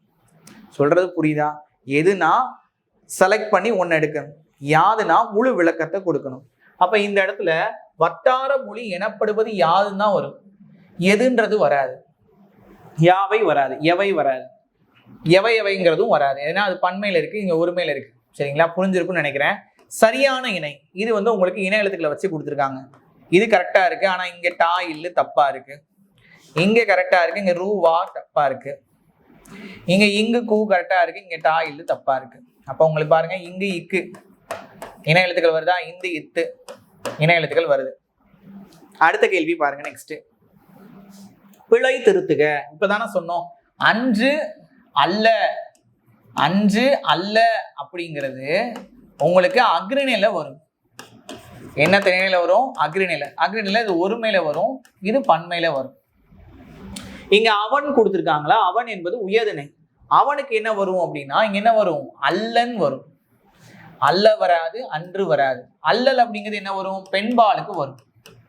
அவன் அல்லன் வரும், அவள் அல்லல் வரும், அவர்கள் என்ன வரும்? அல்லர் வரும். சரிங்களா? ஞாபகம் வச்சுங்க. இதெல்லாம் அக்ரிணை பொருள்ல, அது உயர்திணை பொருள்ல வரக்கூடியது. நெக்ஸ்ட் பாருங்க, வினை பகுதியுடன் தொழிற்பெயர் விகுதி சேர்ந்து வருவது. வினை பகுதியுடன், இப்ப நடித்தல் அப்படின்னு என்ன சொல்லுவோம்? நடியா, அது வினை பகுதி. இந்த வினை பகுதிகளோட அந்த விகுதி சேருதா? வினை பகுதியுடன் அந்த விகுதி சேருறதுனால அது என்னது? விகுதி பெற்ற தொழிற்பெயர். தொழிற்பெயர்னா ஃபர்ஸ்ட் என்ன? ஒரு செயல் அல்லது வினைய பெயர் தன்மையாக்கி காட்டும். இப்போ நடிகர் அப்படின்னு சொல்லும் போது அவருடைய வேலை என்ன? நடித்தல் அப்படிங்கிறது அவருடைய தொழில். அந்த செயல் அல்லது வினைய, நடிக்கிற அப்படிங்கிறத ஒரு செயல் அல்லது வினைய பெயர் தன்மையாக்கி காட்டுதா? நடித்தல் அப்படின்னு சொல்லி பெயர் தன்மையா காட்டுனாலதான் அது பேர் என்ன? தொழிற்பெயர். தொழிற்பெயர் 4 வகைப்படும். விகுதி பெற்ற தொழிற்பெயர், முதல்நிலை தொழிற்பெயர், முதல்நிலை தெரிந்த தொழிற்பெயர், எதிர்மறை தொழிற்பெயர். இந்த மாதிரி 4 வகையா பிரிக்கலாம்.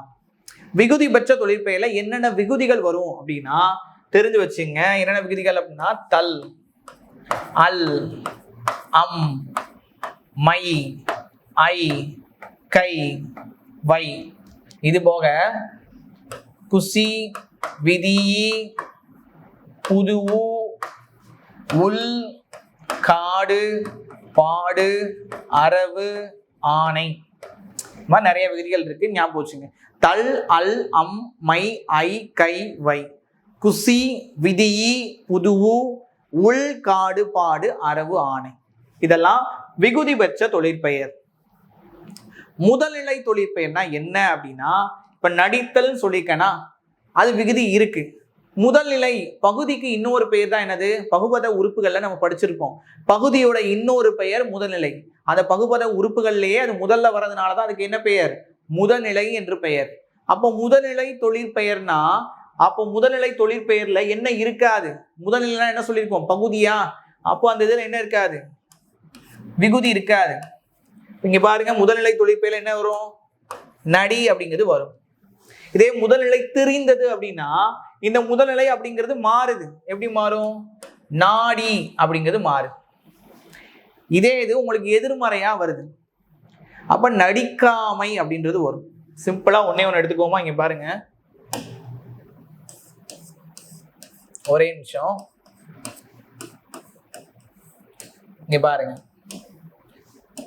விகுதி பெற்றதுல நடித்தல் சொல்லாமா விகுதி பெற்றது. இதே உங்களுக்கு முதல்நிலை அப்படின்னா, முதல்நிலைனா என்னது, பகுதியோடைய ஃபார்ம் சொல்லியாச்சு. முதல்நிலைக்கு இன்னொரு பேர் தான் பகுதி. அப்ப இங்க விகுதி வராது. முதல்நிலை திரியுதுன்னா என்ன ஆகுது, மாறி வருது, நாடின்னு வருது. இங்க எதிர்மறை எப்படி வரும், நடிக்காமை ஆங்கிற விகுதியை வச்சு உள்ள வரும். புரியுதா? நெக்ஸ்ட் கொஸ்டின் பாருங்க. அடுத்தது 33வது கேள்வியை பாருங்களேன். 33வது, யாருடைய நிலத்துல விதையும் விதைக்க தேவையில்லை அப்படின்னு வள்ளுவர் சொல்றார் அப்படின்றது. சரி, வித்தும் விடல் வேண்டும் கொள்ளோ விருந்தோம்பி மிச்சில் மிசைவான் புலம். அப்படின்னா என்ன அர்த்தம் அப்படின்னா, இப்போ விருந்தினர் வராங்க, அவங்க நல்லா சாப்பாடு போட்டு நல்லா கவனிச்சிட்டாரு. அதுல கொஞ்சம் தான் சாப்பாடு இருக்குன்னா அந்த சாப்பாடை அவர் சாப்பிட்டு வாழ்றாரு. விருந்தினரை நல்லா கவனிச்சு அதுல மிச்சம் மீதி இருக்கக்கூடிய சாப்பிடக்கூடியவருடைய நிலத்துல எந்த ஒரு விதையும் விதைக்க வேணாம் அப்படிதான் அவர் சொல்றாரு. எந்த ஒரு விதையும் விதைக்கணுமா அப்படின்னு ஒரு கேள்வியை போறார். வித்தும் இடல் வேண்டும் கொள்ளோ விருந்தோம்பி மிச்சில் மிசைவான் புலம். புலம்னா அவருடைய நிலம். நல்லா சாப்பிட்டு போன விருந்தினருக்கு அவங்க வீட்டில் இருக்கக்கூடிய மிச்ச மீதியை சாப்பிடக்கூடியவருடைய நிலத்துல எந்த ஒரு விதையும் விதைக்க வேண்டிய அவசியம் இல்லை அப்படின்னு யார் சொல்றேன்னா திருவள்ளுவர் சொல்றார். பாருங்க, விருந்தோம்பல் பேணுகின்றவர், நல்லா விருந்தோம்பல் பேணுகின்றவர். இது ப்ரீவியஸ் இயர் क्वेश्चन. நன்னூல் குறிப்பிடும் ஓரெழுத்து ஒரு மொழிகள் எத்தனை, 42. கழக தமிழ் அகராதி 1964, பவானந்த தமிழ் சொல்லகராதி 1925, வெற்றி தமிழ் அகராதி 1992. இந்த 3 அதிகாரங்களையும் கொண்டு தொகுக்கப்பட்ட ஓரெழுத்து ஒரு மொழிகளோட எண்ணிக்கை எத்தனைனா 70. நன்னூல் சொன்னது 42 தான். ஆனா இந்த 3 அகராதிகள் சொல்றோம்ல, என்னென்னது, கழக தமிழ் அகராதி, பவானந்த தமிழ் சொல்லகராதி, அடுத்து வெற்றி தமிழ் அகராதி, இந்த 3 அகராதிகளையும் சேர்த்து நம்ம சொல்லும் போது ஓரெழுத்து ஒரு மொழி எத்தனை இருக்கான், 70. இது ப்ரீவியஸ் இயர் क्वेश्चन, ஞாபகம் வச்சுங்க. அடுத்தது சேர்த்து எழுதுக பலா கூட்டல் அருமை. இது என்ன மாதிரி வரும் அப்படின்னா, நம்ம படிச்சிருப்போம், உடம்படு மெய்ப்புணர்ச்சி. அது நிலைமொழியோட ஈற்றெழுத்த உடைங்க இல் பிளஸ் ஆ. வருமொழியிலும் உங்களுக்கு என்ன வருது, உயிர் வருது. அப்ப 2 உயிர்களும் உங்களுக்கு ஒன்றோடு ஒன்று என்ன ஆகாது, ஒட்டாது. ஏன்னா உயிரும் மெய்யும் தான் சேருமே தவிர்த்து உயிரும் உயிரும் சேராது. அப்போ உயிரும் உயிரும் சேர்றதற்கு ஒரு புணர்ச்சி என்னன்னா, இந்த 2ஐயும் உடம்படுத்துவதற்கு, 2 உயிர்களையும் உடம்படுத்துவதற்காக உடம்படு மெய் புணர்ச்சின்னு ஒண்ணு இருக்கு. 2 உயிர்களையும் உடம்படுத்துக்கு உடம்படு மெய்யும் ஒண்ணு வரும். அதான் ஈ ஐவழி எவ்வும் ஏனைய உயிர் முன் வவ்வும் ஏமுன் இவ்விருமையும் உடம்படு மெய் என்றனவாகும். அதாவது சிம்பிளா என்னன்னா, ஈ ஐ நிலைமொழியோட ஈற்றெழுத்து இதுல முடிஞ்சுன்னா எவ்வும் ஈன்ற மெய்யெழுத்து நடுவுல வரும். ஏனைய உயிர் இதை தவிர்த்து ஏனைய உயிரா வந்துச்சுன்னா உங்களுக்கு என்ன ஆகும், வவ்வும் நடுவுல இவ்வுன்ற மெய்யெழுத்து வரும். இப்போ சப்போஸ் ஏன்ற உயிரெழுத்து வந்துச்சுன்னா ஈயும் போட்டுக்கலாம் இவ்வும் போட்டுக்கலாம். கவனிங்க, அப்ப இங்க என்ன வருது, ஈ ஐய தவிர்த்த ஏனைய உயிரா தானே வருது. அப்ப என்ன வரும், பலா கூட்டல் இவ்வு கூட்டல் அருமை. இப்ப இவ்வு கூட்டல் ஆங்கிறது என்னது, உடல் மேல் உயிர் வந்து ஒன்றுவது, இவ்வு கூட்டலா வாவா மாறும். அப்ப என்ன வரும், பலா வறுமை. நெக்ஸ்ட் கொஸ்டின் பாருங்க, பால்டிக்யூன் அப்படின்னா என்ன, கலைச்சொல்லுடைய பொருள் என்னன்னா இலை வகை. நெக்ஸ்ட் கொஸ்டின் பாருங்க. அடுத்தது பீகான் என்ற சொல்லுடைய பொருள் என்னன்னா ஒளி கீற்று. சரியான விடை வடைன்னு கொடுத்திருக்காங்க, சரியான விடை. சரி, இயற்கையை டேஸ் பாதுகாக்க வேண்டும். ஏன் பாதுகாக்க வேண்டும் பொருத்தமா இருக்கு. எப்படி பாதுகாக்க வேண்டும் பொருத்தமா இருக்கு, யார் பாதுகாக்க வேண்டும் பொருத்தமா இருக்கு, யாது பாதுகாக்க வேண்டும் அப்படிங்கிறது இங்க பொருத்தமா இல்லை. அதாவது ஒரு கொஸ்டின் ஃப்ரேம் பண்ண போறோம், அதுக்கு ஆப்டான இதை நம்ம போட்டு பார்க்குறோம் அந்த கோடிட்ட இடத்துல. அதுல உங்களுக்கு ஒன்னாவது ஏன் பாதுகாக்க வேண்டும், எப்படி பாதுகாக்க வேண்டும், யார் பாதுகாக்க வேண்டும் பொருத்தமா இருக்கு. எது பொருத்தமா இல்ல, யாது. நெக்ஸ்ட் கொஸ்டின் பாருங்க. இடையின இன எழுத்து இடம்பெற்ற சொல். என்ன எழுத்து? இடையின இன எழுத்து. இஞ்சு சாங்குது வல்லினம் மெல்லினமா, இது வல்லினம் மெல்லினமா, இது வல்லினம் மெல்லினமா. இப்பு இங்க இப்பு வருமா, இம்முக்கு பல இப்பு. இங்க பாருங்க இல்லா எரல வளல, உங்களுக்கு இடையின எழுத்து வருதா? ஓகே. நெக்ஸ்ட் கொஸ்டின் பாருங்க. பொருந்தாதது எது? பாடா பிளஸ் குயில். பாடா அப்படிங்கிறது என்னது பாருங்களேன், இது ஈறுகட்ட எதிர்மறை பெயரச்சம். பாடிய குயிலோடைய ஆப்போசிட் தான் என்னது? பாடிய குயில். இது ஒரு எச்சம், பின்னாடி ஒரு பெயரை கொண்டு முடியனால இது பெயரச்சம். இது ஆப்போசிட் அப்படி சொல்லலாம், பாடாத குயில். பாடாத குயில். பாடிய குயில்ங்கிறது பெயரச்சம், பாடாத குயில் அப்படிங்கிறது எதிர்மறை பெயரச்சம். அந்த எதிர்மறை பெயரச்சத்துல ஈறு கெட்டு போறதுனால இது என்ன பெயரச்சம்? ஈறுகட்ட எதிர்மறை பெயரச்சம். அப்ப அந்த ஈறுகட்ட எதிர்மறை பெயரச்சத்துல என்ன ஆகும்னா வல்லினம் மிகும். பாடா பிளஸ் குயில், பாடா குயில் என்ன வரும்? இக்கு வரும். அடுத்தது 8 10 இந்த மாதிரி எண்ணு பேர்ல உங்கள என்ன ஆகும்? வல்லினம் மிகும். இதுவும் கரெக்ட், இதுவும் கரெக்ட். அந்த இந்த எந்தன்ற இடத்துல என்ன ஆகும்? வல்லினம் மிகும். இப்பவும் கரெக்ட். கிழிந்த பிளஸ் துணின்னு இருக்கா? கிழிந்தங்கிறது எச்சம், துணிங்கிறது பெயர், இது பெயரச்சம். பெயரச்சல உங்களுக்கு என்ன ஆகாதுன்னா வல்லினம் மிகாது. பாடிய குயில் இக்கு போடக்கூடாது, பாடாத குயில் இக்கு போடக்கூடாது. பெயரச்சம் எதிர்மறை பெயரச்சம் என்ன ஆகாது? வல்லினம் மிகாது. ஆனா ஈறுகட்ட எதிர்மறை பெயரச்சத்துல என்ன ஆகும்? வல்லினம் மிகும். மறந்துடாதீங்க, சரிங்களா? ஓகே, அதன் அடிப்படையில் கொடுத்துருக்காங்க. நெக்ஸ்ட் கொஸ்டின் பாருங்க. பின்வரும் கூற்றுகளை ஆராய்க. பகுதி, சந்தி, இடைநிலை முதலியவற்றில் ஏற்படும் மாற்றம் விகாரம். கரெக்ட். என்னென்ன மாற்றத்தை ஏற்படுத்துது? அதாவது நம்ம விகார புணர்ச்சின்னு ஒன்று படிச்சிருப்போம். சந்திக்கு இன்னொரு பெயர் புணர்ச்சி. அப்ப அந்த புணர்ச்சியில விகார புணர்ச்சியில என்னென்ன மாற்றங்கள் வரும்னா, இயல்பு புணர்ச்சினா அப்படியே வரும், விகார புணர்ச்சினா தோன்றல், திரிதல், கெடுதல் வரும். சந்தில நல்லா கவனிச்சுக்கணும், சந்தில இன்னொரு பேர் புணர்ச்சி. இந்த புணர்ச்சியில உங்களுக்கு விகார புணர்ச்சியின் அடிப்படையில பார்த்தோம்னா தோன்றல், திரிதல், கெடுதல் வரும். இந்த திரிதல், கெடுதல் எதுல நடக்கும் அப்படின்னா விகாரத்துல நடக்கும். பகுபத உறுப்புகள் என்ன சொல்றோம்? விகாரம். இந்த விகாரத்துல நடக்கக்கூடியது, விகார புணர்ச்சியில இருக்கக்கூடிய திரிதல், கெடுதல் நடக்கும். தோன்றல் மாற்றம் எதுல நடக்கும்னா சந்தில நடக்கும். தோன்றல்னா புதிதாக ஒரு எழுத்து தோன்றுது, அந்த தோன்றல் ஃபுல்லாவே சந்தில நிகழும். விகாரத்துல என்ன நிகழும் அப்படின்னா திரிதல், கெடுதல் நிகழும். அந்த விகார புணர்ச்சியோடைய மாற்றங்களை திரிதல், கெடுதல் எது நடக்கும்னா விகாரத்துல நடக்கும். அது எதுல நடக்கும்?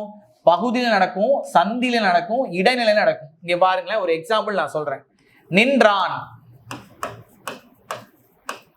நின்றான் அப்படின்னு என்ன சொல்லுவோம்? நெல். கண்டான் அப்படின்னு என்ன சொல்லுவீங்க? கான். இங்க பாருங்களேன், பகுதியில என்ன ஆயிருக்கு? ஒரு எழுத்து இன்னொரு எழுத்தா மாறி இருக்கா, திரிஞ்சிருக்கா? அப்ப விகாரம் அப்படிங்கிறது உங்களுக்கு விகார புணர்ச்சியில திரிதல், கெடுதல் மாற்றம் நிகழும். அது எந்தெந்த இடங்கள் நிகழும் அப்படின்னா பகுதியில, சந்தில, இடைநிலையில நிகழும். பகுதி, சந்தி, இடைநிலை இந்த 3 இடங்கள்ல திரிதல், கெடுதல் மாற்றம் நிகழும். மறந்துடாதீங்க, முக்கியமானது. இதே சந்திக்கு இன்னொரு பேர் புணர்ச்சி. அதுல விகார புணர்ச்சியில எந்த மாற்றம் நிகழும்னா தோன்றல். எந்தெந்த எழுத்துக்கள் சந்தில தோன்றும் அப்படின்னா இத்து, இப்பு, இக்கு. அசைத்தார், காப்போர், படிக்கிறார். இங்க பாருங்க, அசைத்தார் சொல்லும் போது அசை பகுதி. இத்து உங்களுக்கு சந்தி, ஏன்னா தாவோட சின்ன இத்து பிளஸ் ஆ வரும், 6 ஆயிரும். அப்ப இத்துங்கிறது இடைநிலை. அதுக்கு முன்னாடி இந்த பகுதிக்கும் இடைநிலைக்கும் இடையில வந்தா அது பேர் சந்தி. பகுதிக்கும் இடைநிலைக்கும் இடையில வந்தா அது சந்தி. இங்க பாருங்க, பகுதி இத்து பிளஸ் ஆங்கிறது இருக்கா? அப்ப இந்த இடத்துல நடுவில் ஒரு இத்து வருதா, புதுசா ஒரு எழுத்து வருதா, அது சந்தி. அதுக்கு பிறகு காப்போர் சொல்லிக்கோமா. காப்போர் சொல்லும் போது இங்க ஒரு இப்பு வருது, இங்க ஒரு இப்பு வருதா? இப்புங்கிறது இது எதிர்கால இடைநிலை போயிடும். இங்க படிக்கிறான்னு சொல்லுமா, இங்க இக்கு வருது, இங்க கிரு அப்படிங்கிறது ஒரு விகுதி வருதா? இது வந்து நிகழ்கால இடைநிலை. இக்குங்கிறது உங்களுக்கு என்னது? சந்தி. பாத்தீங்களா? இங்க பாருங்க, இத்து, இப்பு, இக்கு. இது போக உடம்படு மெய் சந்திகள், இப்பதான் சொன்ன உடம்படு மெய் புணர்ச்சினா என்னன்னு சொன்னோமா, அந்த சந்திகளா வரக்கூடிய எழுத்துக்கள் இதெல்லாம் வரும்னா இ, இவ், இதெல்லாம் உடம்படு மெய் சந்திகள். சிம்பிளா ஞாபகம் வச்சுங்க. சந்திகளாக வரக்கூடிய எழுத்துக்கள் எதெல்லாம் அப்படின்னா இத்து, இப்பு, இக்கு. உடம்படு மெய் சந்திகளாக வரக்கூடியதுன்னா இ, இவ். புரிஞ்சிருக்கும்னு நினைக்கிறேன். சந்தியில நிகழக்கூடிய மாற்றம் தோன்றல் மட்டுமே. அதுக்கான எழுத்துக்கள் ஞாபகம் வச்சுங்க. விகாரத்துல பாத்தீங்கன்னா உங்களுக்கு திரிதலும் கெடுதலும் எந்த இடத்துல நிகழும்னா பகுதி, சந்தி, இடைநிலை நிகழும். முடிஞ்சா? புரிஞ்சிருக்கும்னு நினைக்கிறேன். சந்தி என்பது உங்களுக்கு பகுதிக்கும் இடைநிலைக்கும் இடையில வரும். புரியும்? பகுதிக்கும் இடைநிலைக்கும் இடையில வரும். பாருங்க, பகுதிக்கும் இடைநிலைக்கும் இடையில வந்து அது பேர் என்ன? சந்தி. இடைநிலைக்கும் விகுதிக்கு இடையில வந்து அது பேர் என்ன? சாரியை. சாரியை. பாருங்க, சாரியைனா ஃபர்ஸ்ட் என்ன? இதை வச்சு பெரிய கான்செப்டே இருக்கு. சாரியை, ஒரே நிமிஷம் கவனிங்க.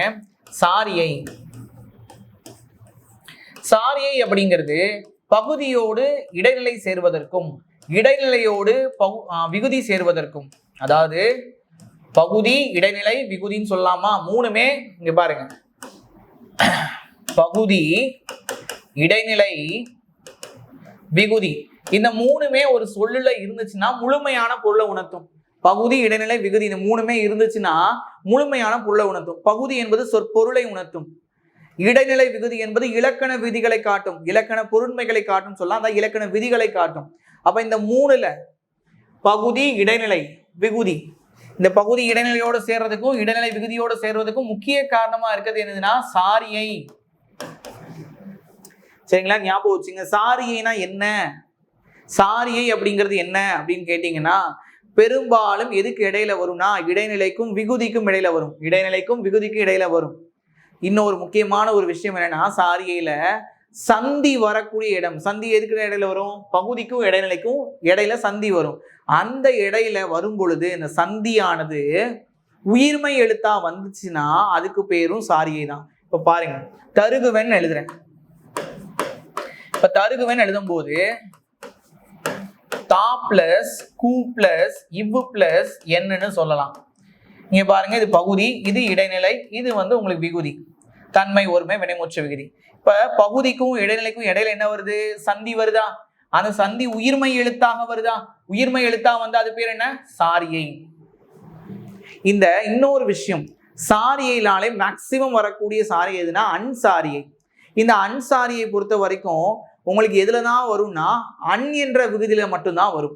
வந்தனன் அப்படின்னு சொல்லும் போது வந்தனன், இந்த வந்தனன் சொல்லும் போது இதுக்குள்ள அன்சாரியை வரும். அன் என்ற விகுதியில முடியும் போது அன்சாரி உள்ள வரும். இதே இது வந்தான், வந்தால், வந்தார், வந்தான் சொல்லும் போதும் வந்தால் சொல்லும் போதும் வந்தார் சொல்லும் போதும் நடுவுல என்ன வரல? அன்சாரியை வரல. ஆன், ஆல், ஆர் இந்த மாதிரி விகுதி வந்துச்சுன்னா அன்சாரியை வராது. அன் என்ற விகுதியில வந்தா மட்டும்தான் அன்சாரியை வரும். வந்தனன் அப்படின்னு சொல்லும் போது அன்சாரியை வரும். வந்தால், வந்தார், வந்தால் இந்த மாதிரி சொல்லும் போது உங்களுக்கு என்ன வராது? அன்சாரியை வராது. சாரியை என்பது பெரும்பாலும் இடைநிலைக்கும் விகுதிக்கும் இடையில வரும்.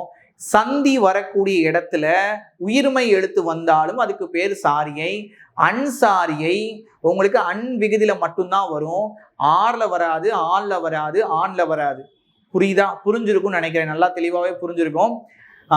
இதுக்கப்புறம் ஒரு விஷயம் என்னன்னா, அந்த சாரியை வரக்கூடிய இடத்துல இத்துன்ற மெய்யெழுத்து வருது. சாரிய இடைநிலை விகுதிக்கு இடையில ஒரு இத்துன்ற மெய்யெழுத்து வந்தா அதுக்கு பேர் வந்து எழுத்து பேர். பகுபத உறுப்பிலக்கணத்துல 7வது புறத்துறுப்புன்னு நம்ம சொல்லலாம். சரிங்களா? ஒரு பகுபத உறுப்பிலக்கணத்திலே நான் தெளிவா சொல்லியிருப்பேன் நினைக்கிறேன். அந்த சந்தி, சாரியை, விகாரத்தை நான் தெளிவா எக்ஸ்பிளைன் பண்ணியிருப்பேன். சரிங்களா? அப்ப இங்க என்ன ஆச்சு? உங்களுக்கு 2ம் 3ம் தப்பு. நெக்ஸ்ட் கொஸ்டின் பாருங்க. பேலட் அப்படின்ற சொல்லோடைய பொருளை காண்க. பேலட்னா என்னது? கதை, பாடல். நெக்ஸ்ட் கொஸ்டின் பாருங்க. அடுத்தது, தொழிலாகு பெயர் தேர்வு செய்க. மல்லிகை சூடினால் இது என்ன ஆகு பெயர்னா பொருளாகு பெயர்.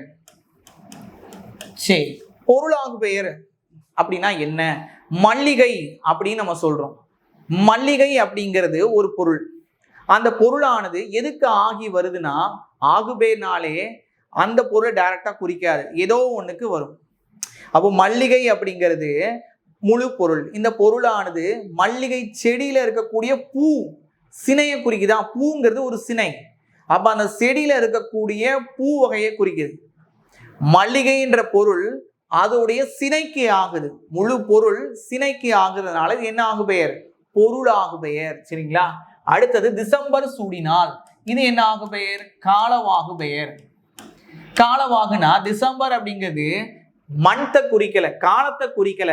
டிசம்பர் பூவை குறிக்குது, காலத்தை குறிக்காமல் பூக்கு ஆகி வருகிறது.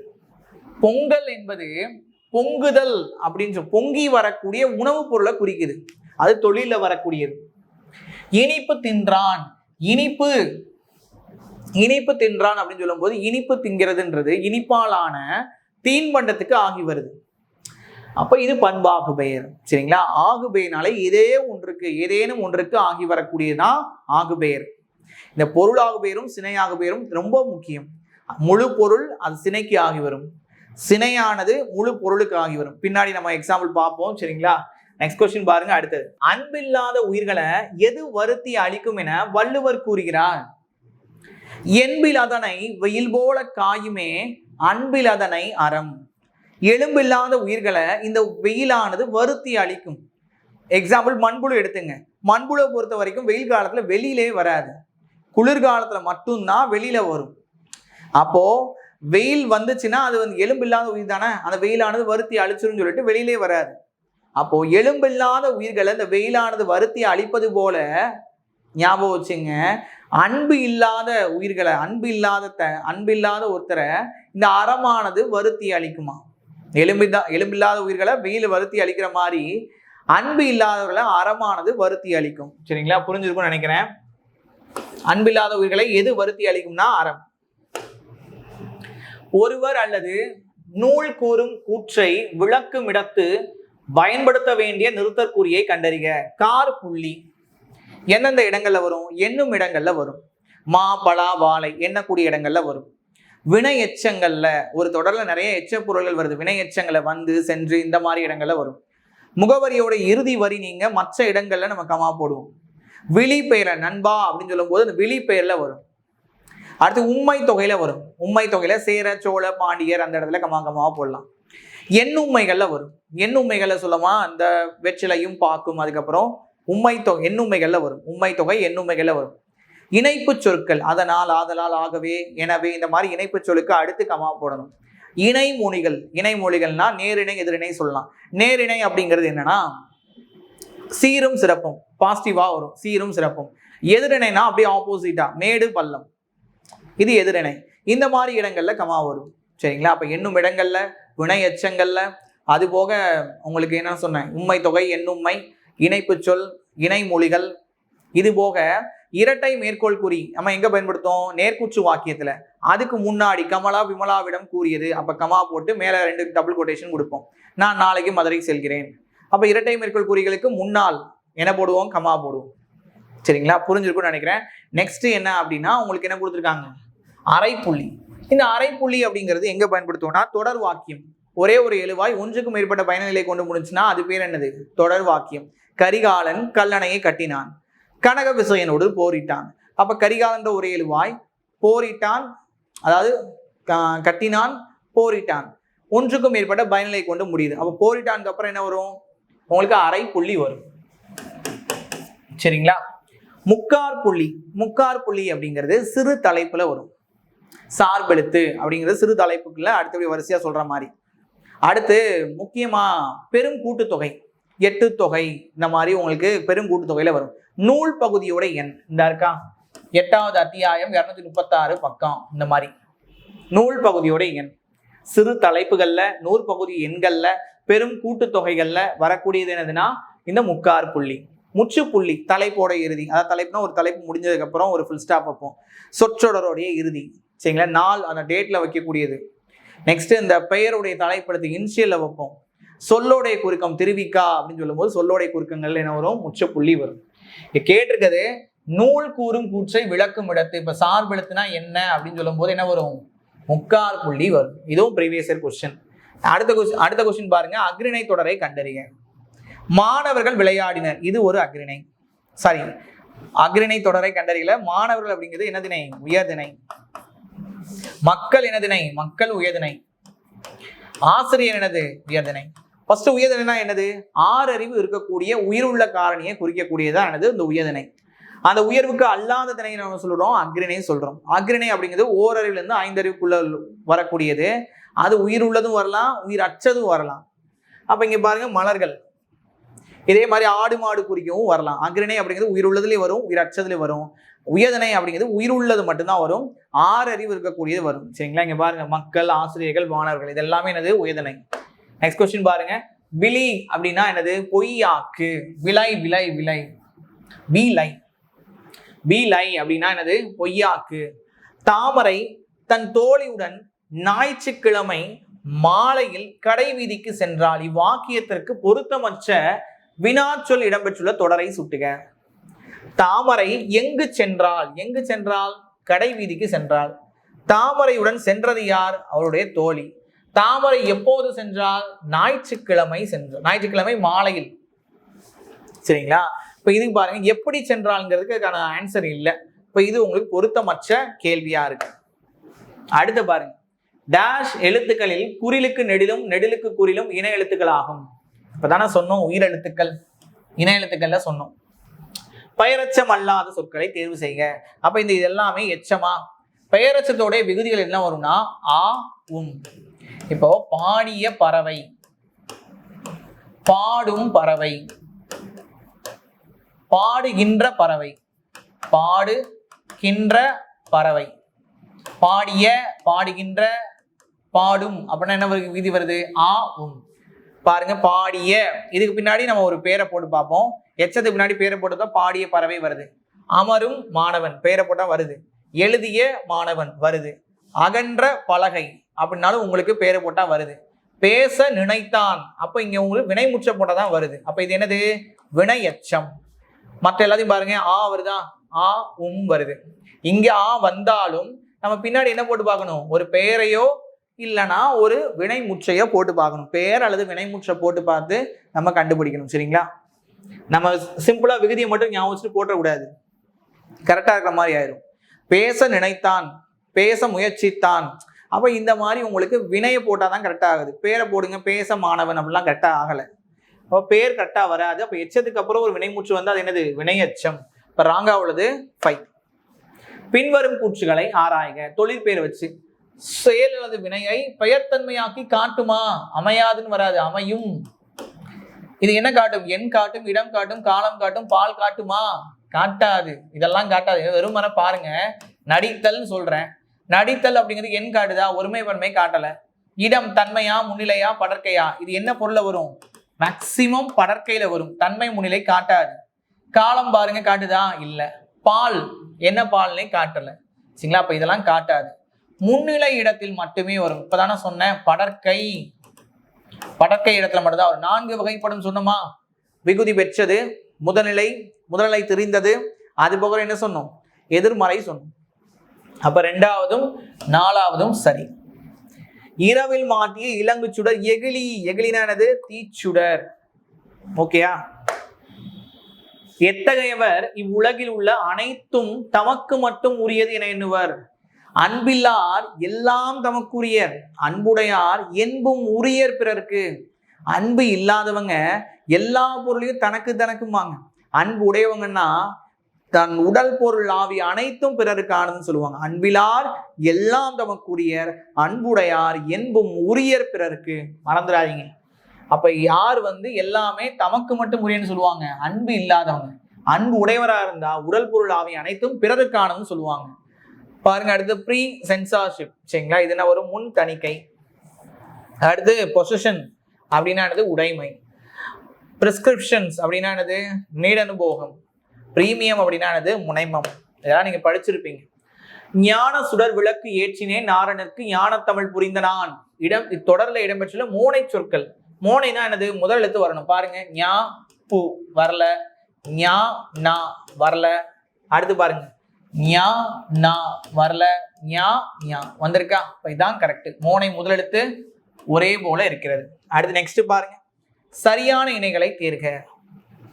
பலூன் அப்படின்னா களியாட்டம், பலேரினா அப்படின்னா விரலி, பாலிஸ்டா அப்படிங்கிறது எரிப்படை பொறி, பாலிகோ அப்படிங்கிறது உங்களுக்கு பொன் மெழுகு வராது. இங்க என்ன வரும் அப்படின்னா ஆரவாரம். சரிங்களா? சம்பந்தம் இல்லாத ஒரு ஆரவாரம். அது என்னது, அது வந்து ஒரு தேவையில்லாத ஆரவாரம் சொல்லுவோம்ல, அந்த மாதிரி வரக்கூடிய பாலிகோ. அப்ப அது மட்டும் தப்பா இருக்கு, மற்ற எல்லாம் கரெக்ட். சுட்டெழுத்துக்களை இடச்சுட்டுகள் என்று குறிக்கலாம். அது அகம் புறம். அகச்சுட்டுன்னு சொல்லலாம், புறச்சுட்டுன்னு சொல்லலாம். அகச்சுட்டுக்கு அவன் வச்சுக்குவோம். அகம்னா சொல்லுக்கு உள்ள இருக்கு. இதை நீக்கிட்டீங்கன்னா பொருள் என்ன தரல. இதே இது புறச்சுட்டு, சொல்லுக்கு வெளியில இருக்கு. இதை நீக்கினாலும் உங்களுக்கு என்ன வருது? பொருள் வருது. சரிங்களா? அப்ப ரெண்டுமே உங்களுக்கு என்ன இருக்குது? கரெக்ட் தான். சுற்றெழுத்துக்கள் நிற்கும் இடத்தை பொறுத்து பெயர் குறிப்பிடப்படுகிறது. கரெக்ட் தான். பருப்பு உள்ளதா என வணிகரிடம் வினவும் வினா. அறிவினா அப்படின்னா தான் அறிந்ததை வினாவாக எழுப்புவது. ஆசிரியர் மாணவர்கிட்ட கேட்க திருக்குறளை இயற்றியவர் யார் அப்படின்ட்டு. அப்போ இது எல்லாருக்குமே தெரிஞ்ச கொஸ்டின். அறிந்ததை கேட்கக்கூடியது. எனக்கு தெரியும், தெரிஞ்சதை நான் கொஸ்டின் கேட்கிறேன். அடுத்தது குழல் வினா அப்படின்னா ஒன்றை வாங்குவதற்கு பெறுவதற்கு. கடைக்கு போறோம், போயிட்டு பருப்பு இருக்கான்னு கேட்கிறோம் வாங்குறதுக்காக. ஒன்றை வாங்குவதற்கு இல்ல பெறுவதற்கு நம்ம கேட்கப்படக்கூடிய வினா என்ன சொல்லுவோம்? குழல் வினா. ஏவல் வினா ஒரு செயலை செய்ய வைக்கிறதுக்காக நம்ம கேட்கிறோம். கடைக்கு போறியா அப்படின்னு என்ன அர்த்தம்? கடைக்கு போகணும் அர்த்தம். ஒரு செயலை செய்ய வைக்கிறதுக்காக கேட்கிறோம். ஐயம்னா அங்க கிடக்குது பாம்பா கயிறா, ஒரு சந்தேகத்தின் அடிப்படையில கேட்கிறோம். சரிங்களா? ஓகே, நெக்ஸ்ட் கொஸ்டின் பாருங்க. அடுத்தது ஆச்சுனா வேண்டுவதில். ஆற்றவும் கற்றார் அறிவுடையார் அக்துடையார் நாற்று செய்யும் செல்லாத நாடு இல்லை, அந்நாடு வேற்று நாடு ஆக தமவேயாம் ஆயினால் ஆச்சுனா வேண்டுவதில். பழமொழி நாடுல வரும். கற்றவருக்கு கட்டுச்சோறு தேவையில்லை அப்படின்ற பொருள். அப்போ இந்த இடத்துல அவங்க என்ன கேட்கிறாங்கன்னா இன எழுத்துக்களை கண்டுபிடிக்க சொல்றாங்க. இங்க பாருங்க, வேண்டுவது இல். இன்னுக்கு அப்புறம் என்ன வரும்? டு வருமா? இப்ப இதான் வரும். ஆச்சுனா வராது, இல் வராது. கூலிக்காக வேலை பார்த்தான். சரிங்களா? கூலிக்காக இது வந்து சொல்லுருவு. கூலிக்காகன்னு சொல்றோமா? கூலிக்காக அதாவது சொல்லுருவுனா அந்த வேற்றுமை உருவுக்கு மாற்றாக அந்த சொல் உருவாக மாறும். எக்ஸாம்பிள் இப்ப பார்ப்போமே, ஓவியம் தூரிகையால் வரையப்பட்டது. அப்ப தூரிகையால் ஆள் வந்து மூன்றாம் வேற்றுமையா, இதுக்கப்புறம் நான் போடுறேன். ஓவியம் தூரிகை கொண்டு வரையப்பட்டது. அப்ப அந்த ஆளை ரீப்ளேஸ் பண்ணி அந்த சொல் வந்து ஒரு உருவா மாறுதா? கொண்டுங்கிறது ஒரு சொல் உருவா மாறுது. அப்ப வேற்றுமை உருவுக்கு மாற்றாக ஒரு சொல் உருவா மாறினா அது பேர் என்ன? சொல்லுருவு. இங்க நான்காம் வேற்றுமைக்கான சொல்லுருவு ஆக பொருட்டு நிமித்தம். சரிங்களா? இது வந்து சொல்லுருவுல வரக்கூடியது 4. சரிங்களா? ஆக பொருட்டு நிமித்தம். 5க்கு என்னென்ன சொல்லுருவம்? வேற்றுமை எதுன்னு கேட்டிருக்காங்க. சிம்பிளா எந்த வேற்றுமைன்னு கேட்டிருக்காங்க. 5ஆம் வேற்றுமைக்கான சொல்லுருவு என்ன வரும்னா இருந்து, நின்று, காட்டிலும், இருந்து, நின்று, காட்டிலும், பார்க்கிலும், விட. சரிங்களா? 7க்கு உங்களுக்கு சொல்லுறுப்பு கிடையாது. இது சொல்லுறுப்பை வச்சு ஒரு கொஸ்டின் சிம்பிளா மேலோட்டமான கேட்டிருக்காங்க. ஆக அப்படின்ற ஒரு சொல்லுறுப்பை வச்சு அவங்க எந்த வேற்றுமைன்னு மட்டும்தான் கேட்டிருக்காங்க. இந்த மாதிரியும் கேட்கலாம். சொல்லுறுப்பு உங்களுக்கு எதுலலாம் வராதுன்னா 2ல வராது, 7ல வராது, 8ல வராது. எப்படி வேற்றுமை உருவு 1, 8ல வராதோ அதே மாதிரி சொல்லுறுப்பு 2, 7, 8ன்ற வேற்றுமைகள்ல வராது. ஓகே, நெக்ஸ்ட் கொஸ்டின் பாருங்க. அடுத்தது சரியான எழுத்து வழக்கு சொற்றொடரை தேர்வு செய்க. அப்பா கடைக்கு போயிருக்காங்க, பார்த்தவனே தப்புன்னு தெரியுது. நெற்பயிர் வளருது, அது பேச்சு வழக்கு தான். பேருந்திலிருந்து இறங்குறாங்க, இதுவும் பேச்சு வழக்கு. அவன் வரமாட்டான், இது உங்களுக்கு பேச்சு வழக்கு மாதிரியே தெரியும், ஆனா அதுதான் கரெக்டான எழுத்து வழக்கு. மடமகள் அப்படின்னா என்ன அர்த்தம்? இளமகள். இனமகள் கிடையாது, இளமகள். அங்கவை சங்கவை வருமா? மாறி இன்று வளர்ந்திருந்த காலத்தில் பாரி மணமகள் பான்பகர்னு சொல்லி வரும்ல, அந்த பாட்டு. 63வது கொஸ்டின் பாருங்க. திருவள்ளுவர் எது இல்லாத உடம்பு வெறும் தோளால் மூடப்பட்டுள்ள எலும்பு என கூறுகிறார்? அன்பின் வலியது உயிர்நிலை அத்தில்லார் என்பதோல் போர்த்த உடம்பு. அதாவது என்ன அர்த்தம் அப்படின்னா, அன்பு இருந்தா மட்டும்தான் உடம்புல உயிர் இருக்குன்னு அர்த்தம். அன்பு இல்லை அப்படின்னா, அது இல்லை அப்படின்னா வெறும் எலும்பும் தோலும் போர்த்திய உடம்புன்னு சொல்லலாம், அவ்வளவுதான். சரிங்களா? நெக்ஸ்ட் கொஸ்டின் பாருங்க. அடுத்தது ஓகே. 64வது பாருங்க. அளக்கொண்ட எல்லாம் அளப்போம் இழப்பினும் பிறபயக்கும் நற்பாலவை. அதாவது இதுல என்ன குறள் மீனிங்னா, பிறர் அள வச்சு நம்ம ஒரு செல்வத்தை பெறறோம் அப்படின்னா நம்மளை அள வச்சு அது போயிடும். பிறரை அள வச்சு நம்ம அந்த செல்வத்தை வாங்குறோம்னா அந்த செல்வமானது நிலைக்காது, நம்மளை அள வச்சுட்டு அது போயிடும். அதுக்கப்புறம் என்ன சொல்றாங்க, இழப்பினும் பிறபயக்கும் நற்பாலவை. அறத்தின் மூலமாக பெறப்பட்டது, நல்ல வழியில அறத்தின் மூலமாக பெறப்பட்ட செல்வம் நம்மளை விட்டு போனாலுமே அது மறுபடியும் வந்து நம்மளுக்கு பயனை கொடுக்கும். நம்மளை விட்டு போனாலும் திரும்ப வந்துடும். ஆனா பிறர் அள வச்சு அவரை கஷ்டப்படுத்தி அந்த செல்வத்தை நம்ம வச்சிருக்கோம் அப்படின்னா நம்மளை அள வச்சு அது போயிடும். அறத்தின் மூலமாக பெறப்பட்ட செல்வம் உங்களை விட்டு போனாலும் திரும்ப வரும். ஆனா அள வச்சு பெறப்பட்ட செல்வம் உங்களை அள வச்சு போயிடும். இப்ப இதுக்கு பொருத்தமான ஒரு பழமொழி எதுனா, ஊரார் உடைமைக்கு பேயாய் பரவாதே. அடுத்தவன் இதுக்கு ஆசைப்படாதன்ற மாதிரிதான் பேராசைப்படுறது, அதுக்கு இது பொருத்தமா வரும். இந்த எறும்பு ஊற கல்லும் தேயும்னா விடாமுயற்சி. எறும்பு ஊற கல்லுமே தேஞ்சிருது அப்படின்னா விடாமுயற்சின்னு அர்த்தம். கிட்ட நெருங்க முட்டை பகை அப்படின்னா, நம்ம ஆஃபீஸில் நிறைய பேர்கிட்ட பழகுவோம். அப்படி பழகும்போது நம்மளை பற்றின விஷயங்கள் நிறையா, கிடனில் இருக்கக்கூடிய விஷயங்கள் நிறையா சொல்லுவோம். ஆனால் நம்ம 2 பேருக்கு ஒரு கருத்து வேறுபாடு வரும்போது அந்த இதை வச்சு, நம்மளுக்கு தெரியாத ஒரு விஷயம் வந்து யாருக்கும் தெரியாது, அது சில விஷயங்கள், அந்த விஷயத்தை வச்சு அவர் சொல்லும்போது நம்மளுக்கு கஷ்டமாக இருக்கும். இப்போ என்னதான் நம்ம எவ்வளோ நெருக்கமாக பழகினாலும் ஓரளவுக்கு லிமிட்டோட தான் இருக்கணும். கிட்ட, அதாவது என்ன பாருங்க, கிட்ட நெருங்க முட்டை பகைனா ரொம்ப க்ளோஸாக இருக்கக்கூடாது, ஓரளவுக்கு தான் இருக்கணும். ரொம்ப அதிகமாக பழகி நம்ம விஷயங்களை வந்து நிறைய சொல்லக்கூடாதுன்னு தான் அதோட அர்த்தம். சரிங்களா? அடுத்து குந்தி தின்றால் குன்றும் ஆளும்னா, வேலைக்கே போகாமல் நிறையா அவங்க முன்னோர்கள் சேர்த்து வச்ச செல்வத்தை எல்லாம் சாப்பிட்டு காலியாக்குறது. அப்போ வேலையோடைய பயன்பாடை வச்சு சொல்லக்கூடியதான் இந்த பழமொழி. உங்களுக்கு ஆப்டானது எது வரும்னா இந்த ஊரார் உடைமைக்கு பேயாய் பரவாதே, இது உங்களுக்கு கரெக்டாக வரும். நெக்ஸ்ட் கொஸ்டின் பாருங்க. வகுப்பு கலைத்தது. வகுப்பு கலைந்ததுன்னு வச்சுக்கோங்க, கலைந்தது. இது என்ன ஆகுவேன்னா, வகுப்பு ஆட்டோமேட்டிக்கா கலையாது, வகுப்புல இருக்கக்கூடிய மாணவர்கள் கலைவாங்க. அப்ப வகுப்பு என்பது இங்குள்ள மாணவர்களுக்கு ஆகி வர்றதுனால இது என்ன ஆகு பெயர், இடவாகு பெயர். கொழுந்து நட்டான், தட்டனர்னு போட்டிருக்காங்க, நட்டான், கொழுந்து நட்டான், மறுக்கொழுந்து நட்டான்ற மாதிரி ஞாபகம் வச்சுக்கோங்க. அப்ப மறுக்கொழுந்து அப்படிங்கிறது நல்லா கவனிங்க. மறுக்கொழுந்துங்கிறது சினை.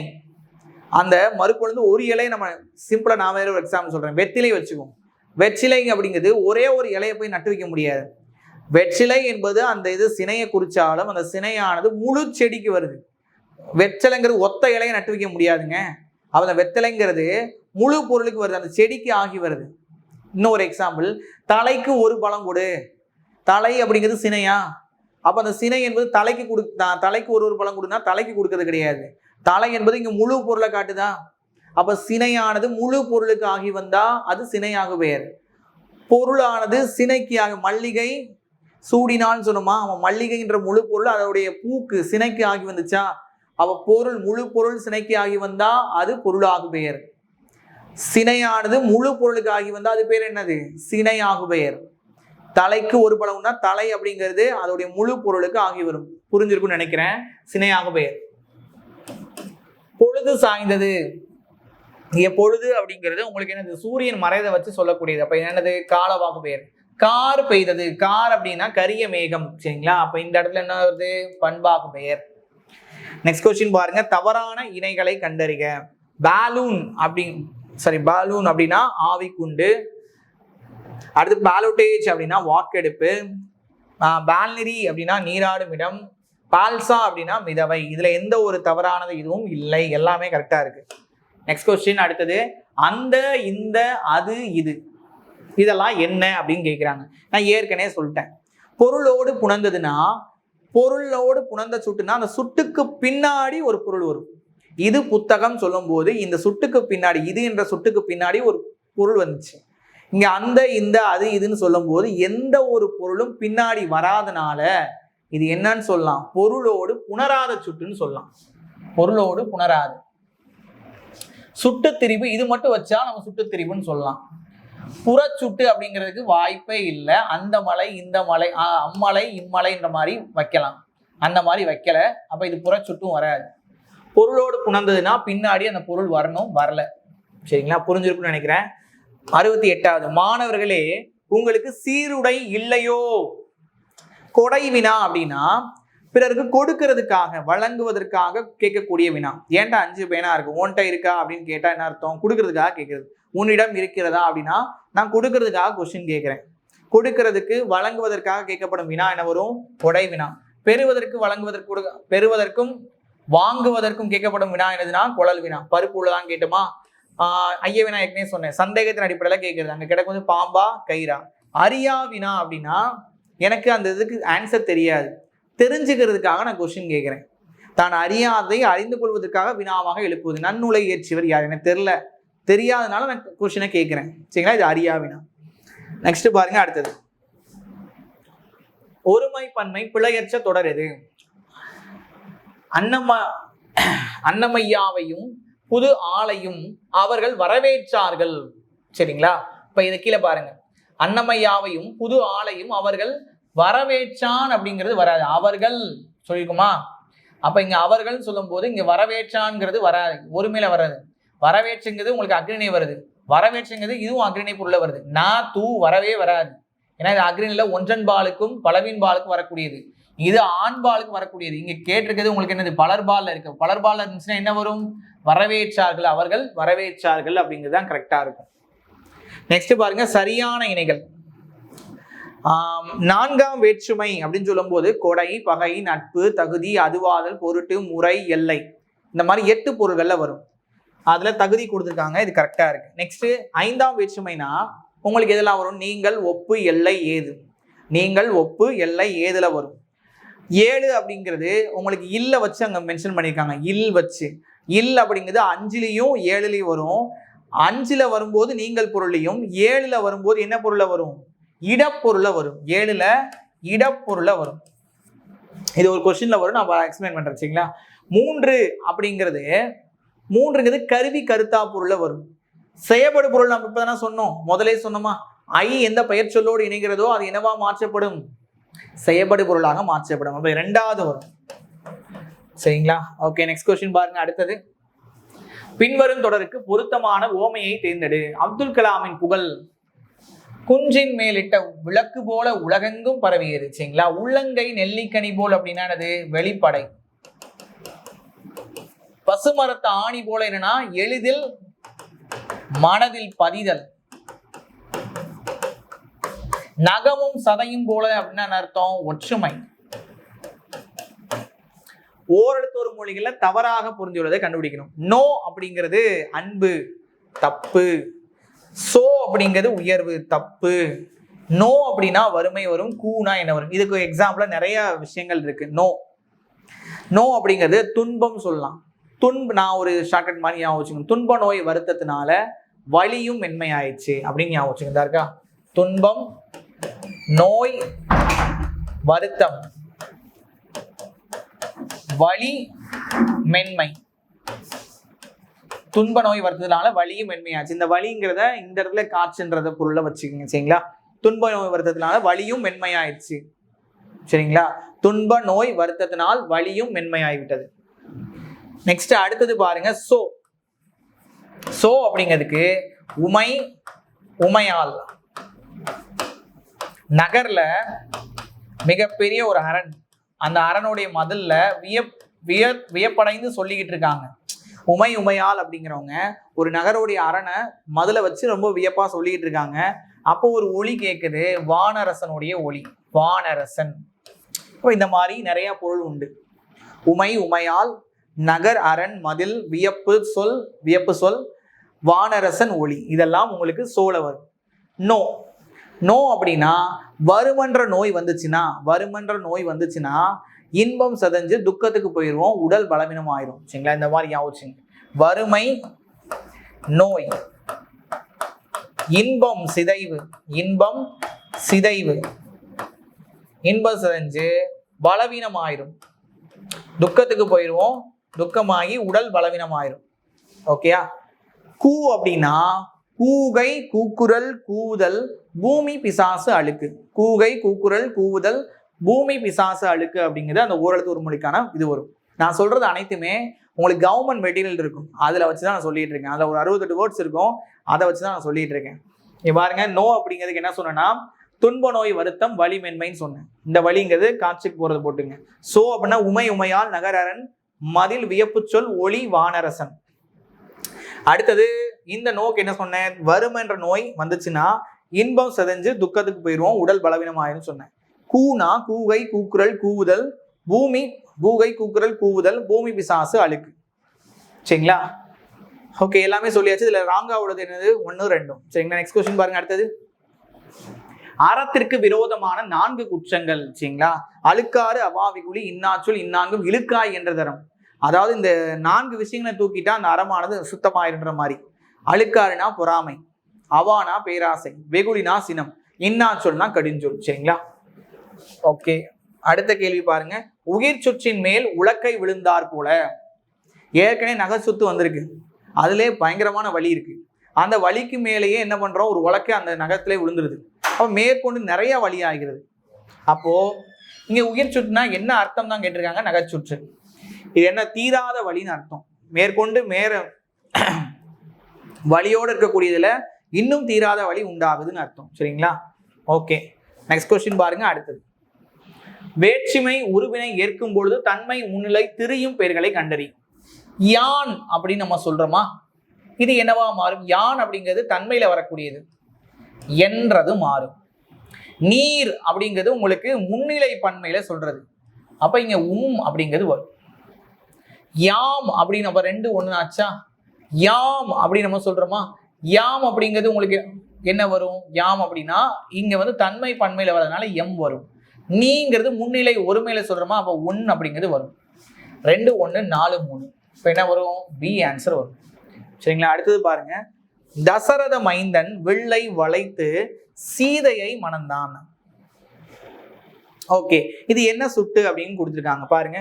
உலகரி சுட்டு, நெஞ்சரி சுட்டு, பண்டரி சுட்டு. நான் சொல்றேன், தெளிவா ஞாபகம் வச்சுங்க. உலகரி சுட்டு அப்படின்னா இந்த உலகம் அறிந்த ஒன்றை வச்சு சொல்றது.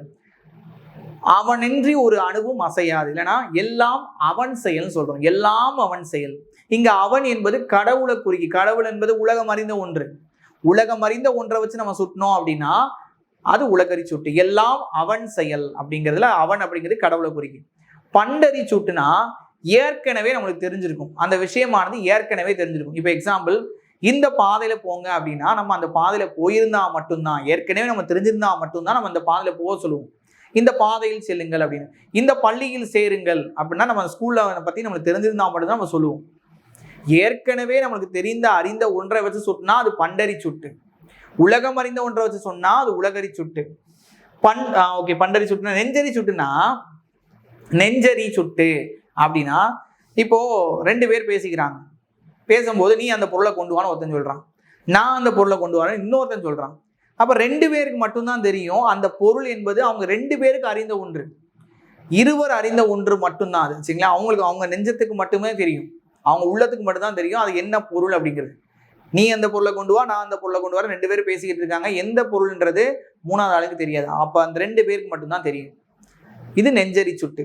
சுட்டு அல்லாத சுட்டுனா சுட்டுக்கள் எதுவுமே இருக்காது. அந்த இந்த அது இது அவன் இவன் எதுவுமே இருக்காது. தசரத மைந்தன், மைந்தனை பாருங்க, யாரை போய் குறிக்குது? ராமனை போய் குறிக்குது. அப்ப சுட்டுகள் இல்லாமையே வேறவனை போய் சுட்டுதா, அந்த பொருளை போய் சுட்டுதா? சுட்டெழுத்து எதுவுமே இல்லை, அவன் இவன் எதுவுமே இல்லை, சுட்டுக்கள் இல்லாமே போய் சுட்டுது. அதனால என்ன சொல்றோம்? சுட்டு அல்லாத சுட்டு. உலகரி சுட்டுனா உலகம் அறிந்த ஒன்றை சொல்றது. பண்டரி சுட்டுனா ஏற்கனவே அறிந்த ஒன்றை சொல்றது. அடுத்தது நெஞ்சரி சுட்டுனா என்ன சொன்னோம்? நெஞ்சரி சுட்டுனா 2 பேருக்கு மட்டும்தான் தெரியும் அல்லது ஒருத்தருக்கு மட்டும்தான் தெரியும் அந்த விஷயமானது. சுட்டு அல்லாத சுட்டுனா சுட்டுக்கள் எதுவுமே இருக்காது, இல்லாமே சுட்டக்கூடியதான் என்ன சொல்றோம்? சுட்டு அல்லா சுட்டு. புரிஞ்சிருக்குன்னு நினைக்கிறேன். நெக்ஸ்ட் பாருங்க. அடுத்து மனப்பாட செய்யுளை படித்தாயா. மனப்பாட செயலை படித்தியா அப்படின்னு என்ன அர்த்தம்? படின்னு அர்த்தம்.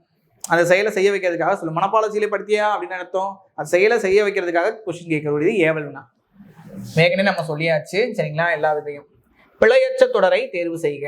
பிழையற்ற தொடர் அது என்ன வரும்? அன்று. ஏன்னா அன்று அல்ல, அன்று என்பது ஒருமை, அல்ல என்பது உங்களுக்கு என்ன வரும்? பன்மை. ஓகே, அவை என்ன வரும்? அல்ல. அது என்ன வரும்? அன்று. சரிங்களா? இப்ப இங்க அது அப்படிங்கிறது என்ன வரும்? அன்றுங்கிறது கரெக்டா இருக்கு. புறா என்னாகும்? குணுகும். கூகை குளரும். சேவல் கூவும். மயில் ஆகவும். சரிங்களா? அப்ப என்ன ஒரு 2 3 4 1. சூரியன் அப்படிங்கிறதுக்கு பருதி, பகலவன், ஞாயிறு. இது போக வெய்யோன்னு சொல்லலாமா? வெய்யோன். இந்த மாதிரி எல்லா பொருளும் குறிக்குது. செம்மல் அப்படின்னா சிறப்பு மிக்கவர், மதிப்பு மிக்கவர், சிறப்பானவர், மதிப்பு மிக்கவர், உயர்ந்தவர். அதுக்கு நம்ம சொல்லுவோம் செந்தமிழ் செம்மல். இந்த மாதிரி செம்மல் அப்படின்னா சிறந்தவர், மதிப்பு மிக்கவர், உயர்ந்தவர் அர்த்தம். சரிங்களா? அப்ப இதுக்கு வராது. வேர்ச்சொல்லுடைய தொழிற்பெயரை கண்டறிக. எந்த வேர்ச்சொல்லுடைய தொழிற்பெயர்னா கான். பாருங்க, கண்டல் அப்படின்னா கண் அப்படிங்கிறதா பகுதி. காண்க அப்படின்னா காண்கிறது உங்களுக்கு இது வியங்கோல் வினைமுற்று. இது தொழிற்பெயர் கிடையாது, வியங்கோல் வினைமுற்று. கண்டான் அப்படின்னா இங்க கான் வரும். இங்க கண்டான் அப்படிங்கிறது என்னது? வினைமுற்று, தொழிற்பெயர் கிடையாது. காணுதல், இந்த கான் அப்படிங்கிறதுக்கு எக்ஸாக்டா கரெக்டா வர்றது என்னது? காணுதல். இங்க கண்டால் அப்படின்னா கண் அப்படிங்கிறது வரும். இதுக்கானது கிடையாது. காண்கிறது வியங்கோல் வினைமுற்று, கண்டான்கிறது என்னது? வினைமுற்று. காணுதல் என்பதுதான் எக்ஸாக்டா கரெக்ட். ஓகே, 82வது क्वेश्चन பாருங்க. அறம் ஒருவருக்கு சிறப்பையும் செல்வத்தையும் தரும், உயிருக்கு அறத்தை விட சிறந்தது செல்வமே. சிறப்பு ஈனும் செல்வமும் ஈனும், அறத்தினூங்கு ஆக்கம் எவனோ உயிருக்கு. சிறப்பையும் தரும், செல்வத்தையும் தரும், இந்த அறத்தை போல உயிருக்கு நன்மையை தரக்கூடியது வேறு என்ன அப்படின்னு ஒரு கொஸ்டின். சரிங்களா? இது அரண் வலியுறுத்தல குரல். சிறப்பு ஈனும் செல்வம் ஈனும், அறத்தினூங்கு ஆக்கம் எவனோ உயிருக்கு. சிறப்பையும் தரும், செல்வத்தையும் தரும். ஈனும்னா தரும், சிறப்பையும் தரும், செல்வத்தையும் தரும். இந்த உயிருக்கு இதை விட சிறப்பான பயனை கொடுக்கக்கூடியது, அறத்தை போல நன்மை தரக்கூடியது வேற எதுவுமே கிடையாது அப்படின்னு திருவள்ளுவர் சொல்றாரு. சரிங்களா? கூற்று சரி. உயிருக்கு அறத்தை விட சிறந்தது செல்வமேன்னு சொல்றாங்க. செல்வமே வரும். உயிருக்கு அறத்தை விட சிறந்தது உங்களுக்கு அறம் தான் உங்களுக்கு எல்லா விதமான இதையும் தருது. அறத்தை விட ஒரு செல்வம் கிடையாது. அப்ப செல்வங்கிறது இதை விட பெருசுலாம் கிடையாது. தப்பா இருக்கு. சரிங்களா? அறம் தான் செல்வத்தை விட பெருசு. நெக்ஸ்ட் பாருங்க. சரியான இணையை கண்டறிக. தாராபாரதி ஆசிய ஜோதி. ஆசிய ஜோதி பார்த்தவனே சொல்லிடலாம் கவிமணி. முடியரசனுடைய இது வந்து பூங்கொடி, வீரகாவியம், காவிய பாவை, மனிதனை தேடுகிறேன், மனிதனை கண்டு கொண்டேன், நெஞ்சு பொறுக்கவில்லை, நெஞ்சில் பூத்தவை, வள்ளுவர் கோட்டம், ஞாயிறும் திங்களும், இந்த மாதிரி நிறைய படைப்புகள் உண்டு. இதுல பூங்கொடி அப்படிங்கிறது தமிழக அரசுடைய பரிசு பெற்ற நூல் 1966. சரிங்களா? ஓகே, முடியரசன். ஓகே, ரசிகமணி டிகேசி. டிகேசியோட நூல்கள் பாத்தீங்கன்னா கம்பர் யார், கம்பர் தரும் காட்சிகள், அற்புத ரசம், இதய ஒளி. அற்புத ரசம், இதய ஒளி, கம்பர் யார், கம்பர் தரும் காட்சிகள். கம்பர் யார், கம்பர் தரும் காட்சிகள், அற்புத ரசம். சரிங்களா? இதய ஒளி. இதெல்லாம் அவருடைய ரசிகமணி சொல்லக்கூடிய டிகேசியோடையது. ரசிக்கும்படி எல்லா விதமான இலக்கியங்கள் அவர் சொல்றதுனாலதான் ரசிகமணின்ற பெயர். சரி, கவிமணி. கவிமணி உங்களுக்கு இது தப்பா இருக்கு. சரிங்களா? இது கவிமணியோடது தான் இங்க வரும். இதய ஒளிங்கிறது டிகேசியோட இது. இப்போ 2 மட்டும் தான் உங்களுக்கு கரெக்டா இருக்கு. நெக்ஸ்ட் பாருங்க. 84வது क्वेश्चन. விட்ட ஆகுபெயர். தஞ்சாவூர் வந்தது. தஞ்சாவூர் வந்தனா ஒரு பஸ்ல போயிட்டு இருக்கோம், தஞ்சாவூர் வந்துருச்சு. இப்ப தஞ்சாவூர் வந்தது அப்படின்னா என்ன அர்த்தம்? அந்த ஊரை குறிக்குது. தஞ்சாவூர் அப்படிங்கிறது அப்ப இங்க பாத்தீங்கன்னா இங்க வந்து தஞ்சாவூரை குறிக்காம அந்த பஸ்ல இருக்கக்கூடிய நபர் ஏதோ வந்துட்டாங்கன்ற மாதிரி குறிக்குது. தன் பொருளை உணர்த்துவதை விட்டதை குறிச்சுன்னா அது விட்ட ஆகுபெயர். எக்ஸாம்பிள் இன்னொன்று எடுத்துங்க. சென்னை வளர்ந்தது. இப்ப சென்னை வளர்ந்ததுன்னா சென்னை வளராது. அந்த இடத்த குறிக்காம அந்த இடத்துல உள்ள மக்களை போய் குறிக்குது.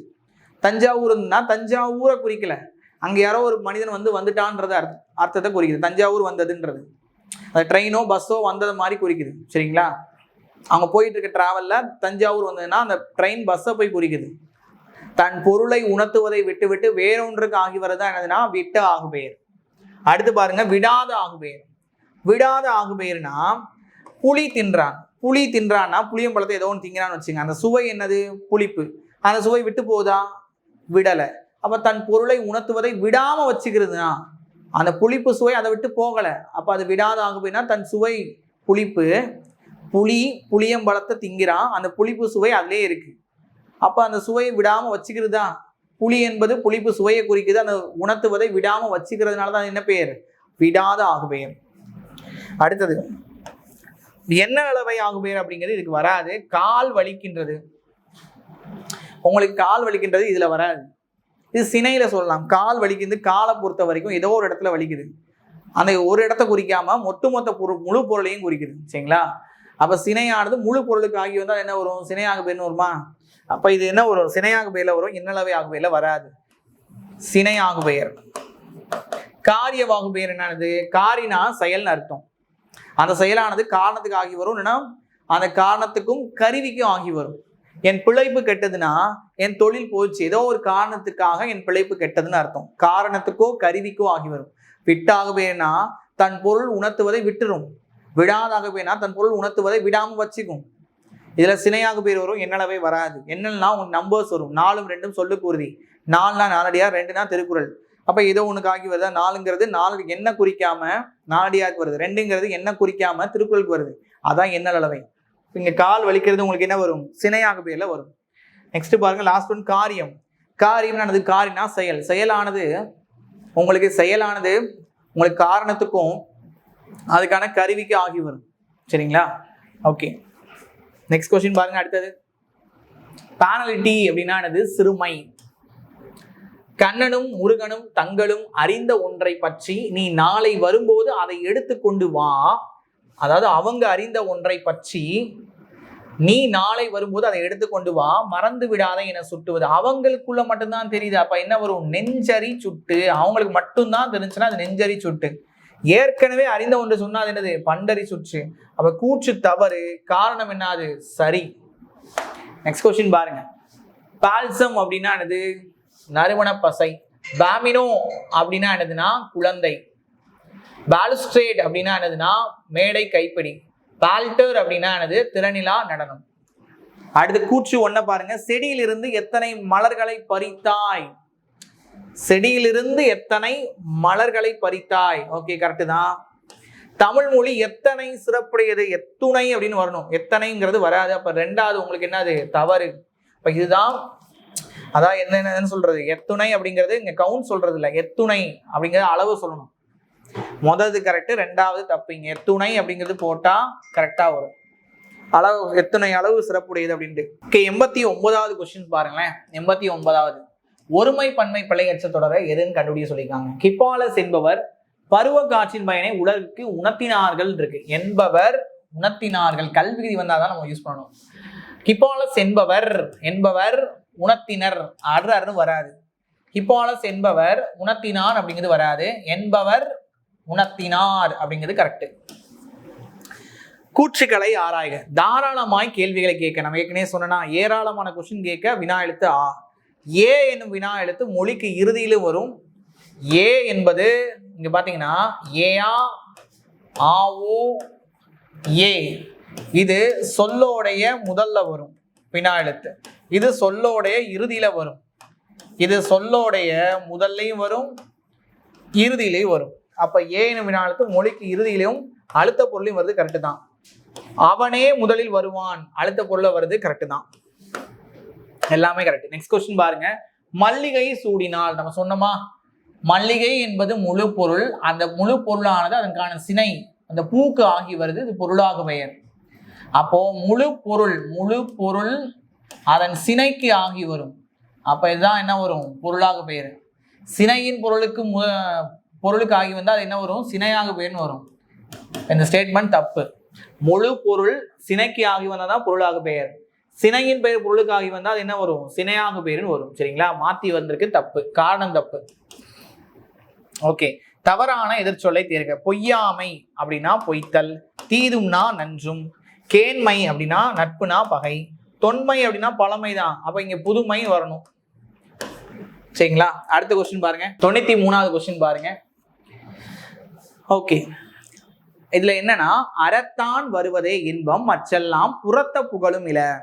அறத்தினால் வரக்கூடிய இன்பம் தான் உங்களுக்கு நிலையானது. மற்ற வழிகளில் வரக்கூடிய மற்ற எல்லாமே உங்களுக்கு நிலை இல்லாதது. புகழ் வந்தாலும் சரி, செல்வம் வந்தாலும் சரி, அது நிலை இல்லாதது. அதுதான் இங்க கொடுத்துருக்காங்க. அறமல்லாத வழியில் வருவதே உண்மையான இன்பம் கொடுத்துருக்காங்க. தப்பு. அறமல்லாத வழியில் வருபவை இன்பமும் அல்ல புகழும் அல்ல. 2வது சரி. சரிங்களா? அடுத்து தாம் கற்றவற்றை கற்றவர் முன் தெளிவாக சொல்ல வல்லவர். கற்றாருள் கற்றார் எனப்படுவார், கற்றார் முன் கற்ற செல சொல்லுவார்.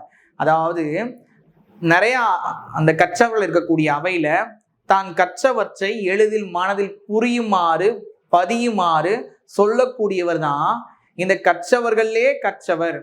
கற்றவர்களே கற்றவர் யாருன்னா, கற்றவர் நிறைந்த அவையில எளிதில் மனதில் புரியும்படி தெளியும்படி பதியும்படி சொல்லக்கூடியவர். சரிங்களா? ஓகே, அதான் கற்றவருள் சிறந்த கற்றவர். புலி நட்டான், இது என்ன உங்களுக்கு ஆக்கு பெயர் வரும்னா புலி நட்டான், இருமடியாக புளியம் பலம் வரும், புளிய மரத்தையும் குறிக்குதுங்க, இருமடி ஆகு பெயர். கார் அறுத்தான், கார் என்பது கரிய நிறம் மேகம். ஒரு தடவை வருதா? இந்த கரிய நிற மேகம் எந்த காலத்துல வரும்? கார் காலத்துல வரும். கார் காலத்துல நிறைய பயிர்கள் விளையும் பயிர். கரிய நிற மேகத்தையும் கார் காலத்தையும் அதனால விளையக்கூடிய பயிரையும் குறிக்கும். அதனால இது என்னது? மும்மடி ஆகு பெயர். அறுபதம் முரளும், அறுபதம் முரளும் அப்படிங்கிறது என்னன்னா, அறுபதம்னா 6 கால்களை உடைய வண்டு. 6 கால்களை உடைய வண்டுக்கு போய் அடைமொழியா ஆகி வருது அறுபதம். பதம் என்பது உங்களுக்கு 6 கால்களை உடையதுன்னு அர்த்தம். சரிங்களா? 6 கால்களை உடையது எதுக்கு ஆகி வருதுன்னா வண்டுக்கு ஆகி வருது. சரிங்களா? இது அடை எடுத்த ஆகு பேருக்கு நான் இன்னொரு எக்ஸாம்பிள் சொல்றேன், புரியும் பாருங்க. வெற்றிலை நட்டான், இதை நம்ம வந்து சினையாகு பேர்ல எடுத்துட வேண்டாம், ஸ்பெஷல் கேட்டகரி. வெற்றிலை எப்படி பிரிக்கலாம்னா வெறுமை பிளஸ் இலை. அதே மாதிரிதான் இங்க அறுபதத்தை பிரிக்கிறாங்க. 6 கால்களை உடைய, 6 கால்கள், அறு அப்படிங்கிறது அது அடைமொழியா வருது. சரிங்களா? வண்டுக்கு அடைமொழியா வருதுன்னு சொல்லலாம். சரி, வெற்றிலை நட்டானா வெறுமை பிளஸ் இலை. வெறுமைனா என்ன அர்த்தம்? ஒண்ணு இல்லைன்னு அர்த்தம். அப்போ ஒண்ணுமில்லாத இலையாவ நட்டான்னு அர்த்தம்? அப்படி கிடையாது. அப்ப இந்த இலைக்கு இந்த வெறுமையானது என்ன வருது? அடைமொழியாய் ஆகி வருதுனாலதான் என்னது? அடை எடுத்த ஆகு பெயர். மக்கட்சுட்டு என்மனார் புலவர் அப்படின்னா, சுட்டுல நிறைய சுட்டு இருக்கா, அது பொது பெயர். மக்கட்சுட்டு. சரிங்களா? மக்கட்சுட்டுனா உலகறி சுட்டு மாதிரி வச்சுங்க. இப்போ மக்கட்சுட்டு அப்படிங்கிறது உங்களுக்கு வருது. ஒன்னு மட்டும் குறிப்பிடுறோமா, அது சிறப்பு பெயர். இப்ப 2 பெயர்கள் வந்தா என்னது? இரு பெயர் விட்டு ஆகு பெயர். பானோசிக் அப்படின்னா என்ன அர்த்தம்னா நாகரிகமற்ற. பானோசிக் அப்படின்னா நெக்ஸ்ட் கொஸ்டின் பாருங்க. சுட்டு திரிபு எதை குறிக்கிறது? சுட்டு திரிபுனா சுட்டெழுத்து புதிதாக உருவாது. புதிதாகலாம் உருவால, அந்த எழுத்து தான் இன்னொரு எழுத்தா மாறும். சொற்கள் சேர்ந்து புதிய பொருள் தருதல் அப்படி ஒண்ணும் தராது. புதிய சுட்டெழுத்து சேர்தல் அது சேராது. அந்த சுட்டு எழுத்துக்களா இருக்கக்கூடிய இந்த ஆ இ அப்படிங்கிறது, இந்த எழுத்துக்கள் தான் என்ன ஆகுது? அந்த இந்தன்னு சொல்லி மாற்றம் அடையுது. இந்த எழுத்துக்கள் தான் மாற்றம் அடையுது. ஓகே, தவறான கூற்றை தேர்க. தமிழ் எழுத்துக்களில் இணை எழுத்து அல்லாத எழுத்து ஆயுதம் சொன்னோம். மெய் எழுத்துக்களில் இடையின எழுத்துக்கள் 6 ஒரே இனம், கரெக்டு. ஒலிக்கும் முயற்சியும் பிறக்கும் இடமும் ஆகியவற்றில் ஒற்றுமையா இருக்கக்கூடியதுதான் என்னது? இணை எழுத்துக்கள். அப்ப 3வது மட்டும் தப்பு, மத்த எல்லாம் கரெக்ட். சரிங்களா? ஒருமை பன்மை பிழைகளை நீக்குக. யானை படையும் குதிரை படையும் சென்றது தப்பு. ஏன்னா யானைப்படை குதிரைப்படை அப்படின்னு சொல்லும்போது நிறைய வருது. 1க்கும் மேற்பட்ட பொருளை குறிக்குது. யானைப்படையும் குதிரைப்படையும் சென்றார்கள், இது பலர்பாலுக்கான விகுதியில போட்டிருக்காங்க, தப்பு. இதுவும் பலர்பாலுக்கான விகுதியில போட்டிருக்காங்க, தப்பு. ஏன்னா அது அக்ரிணை குறிக்கக்கூடியது. இப்ப அக்ரிணையில உங்களுக்கு பன்மையில வர்றதுனால பலவின் பாலுக்கான விகுதி நான் போடுறோம். யானைப்படையும் குதிரைப்படையும் சென்றன. 100வது கேள்வியை பாருங்க. 100வது கொஸ்டின் வந்து என்ன கொடுத்துருக்காங்க? இனிமையாக பாடினான் என்ற தொடரின் இலக்கண குறிப்பு தெருநிலை வினையச்சம் கொடுத்துருக்காங்க, தப்பு. பாருங்க, இனிமையாக பாடினான். இந்த எச்சம் காலத்தை காட்டுதா, செயலை காட்டுதா? காலத்தையும் உணர்த்தல, செயலையும் உணர்த்தல. எதை உணர்த்துது? பண்பை காட்டுதா. எப்படி பாடினான்னு கேட்டா இனிமையா பாடினான். அப்ப அந்த பண்பை காட்டுது, காலத்தையும் காட்டல, செயலையும் காட்டல. பண்பை உணர்த்தி நின்று பின்னாடி எதை கொண்டு முடியுது? வினையை கொண்டு முடியுது. வினை முற்ற கொண்டு முடியுதா? அப்ப இது என்ன வரும்? குறிப்பு வினையச்சம். குறிப்பு வினையச்சம் அப்படிங்கிறதா வரும்.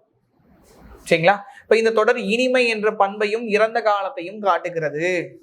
சரிங்களா? அப்போ காலத்தெல்லாம் காட்டாது. சரிங்களா? அப்ப காலத்தையும் காட்டாது. கூற்றும் தவறு, காரணமும் தவறு. சரிங்களா? 100 கொஸ்டின்ஸ் நம்ம பார்த்தாச்சு.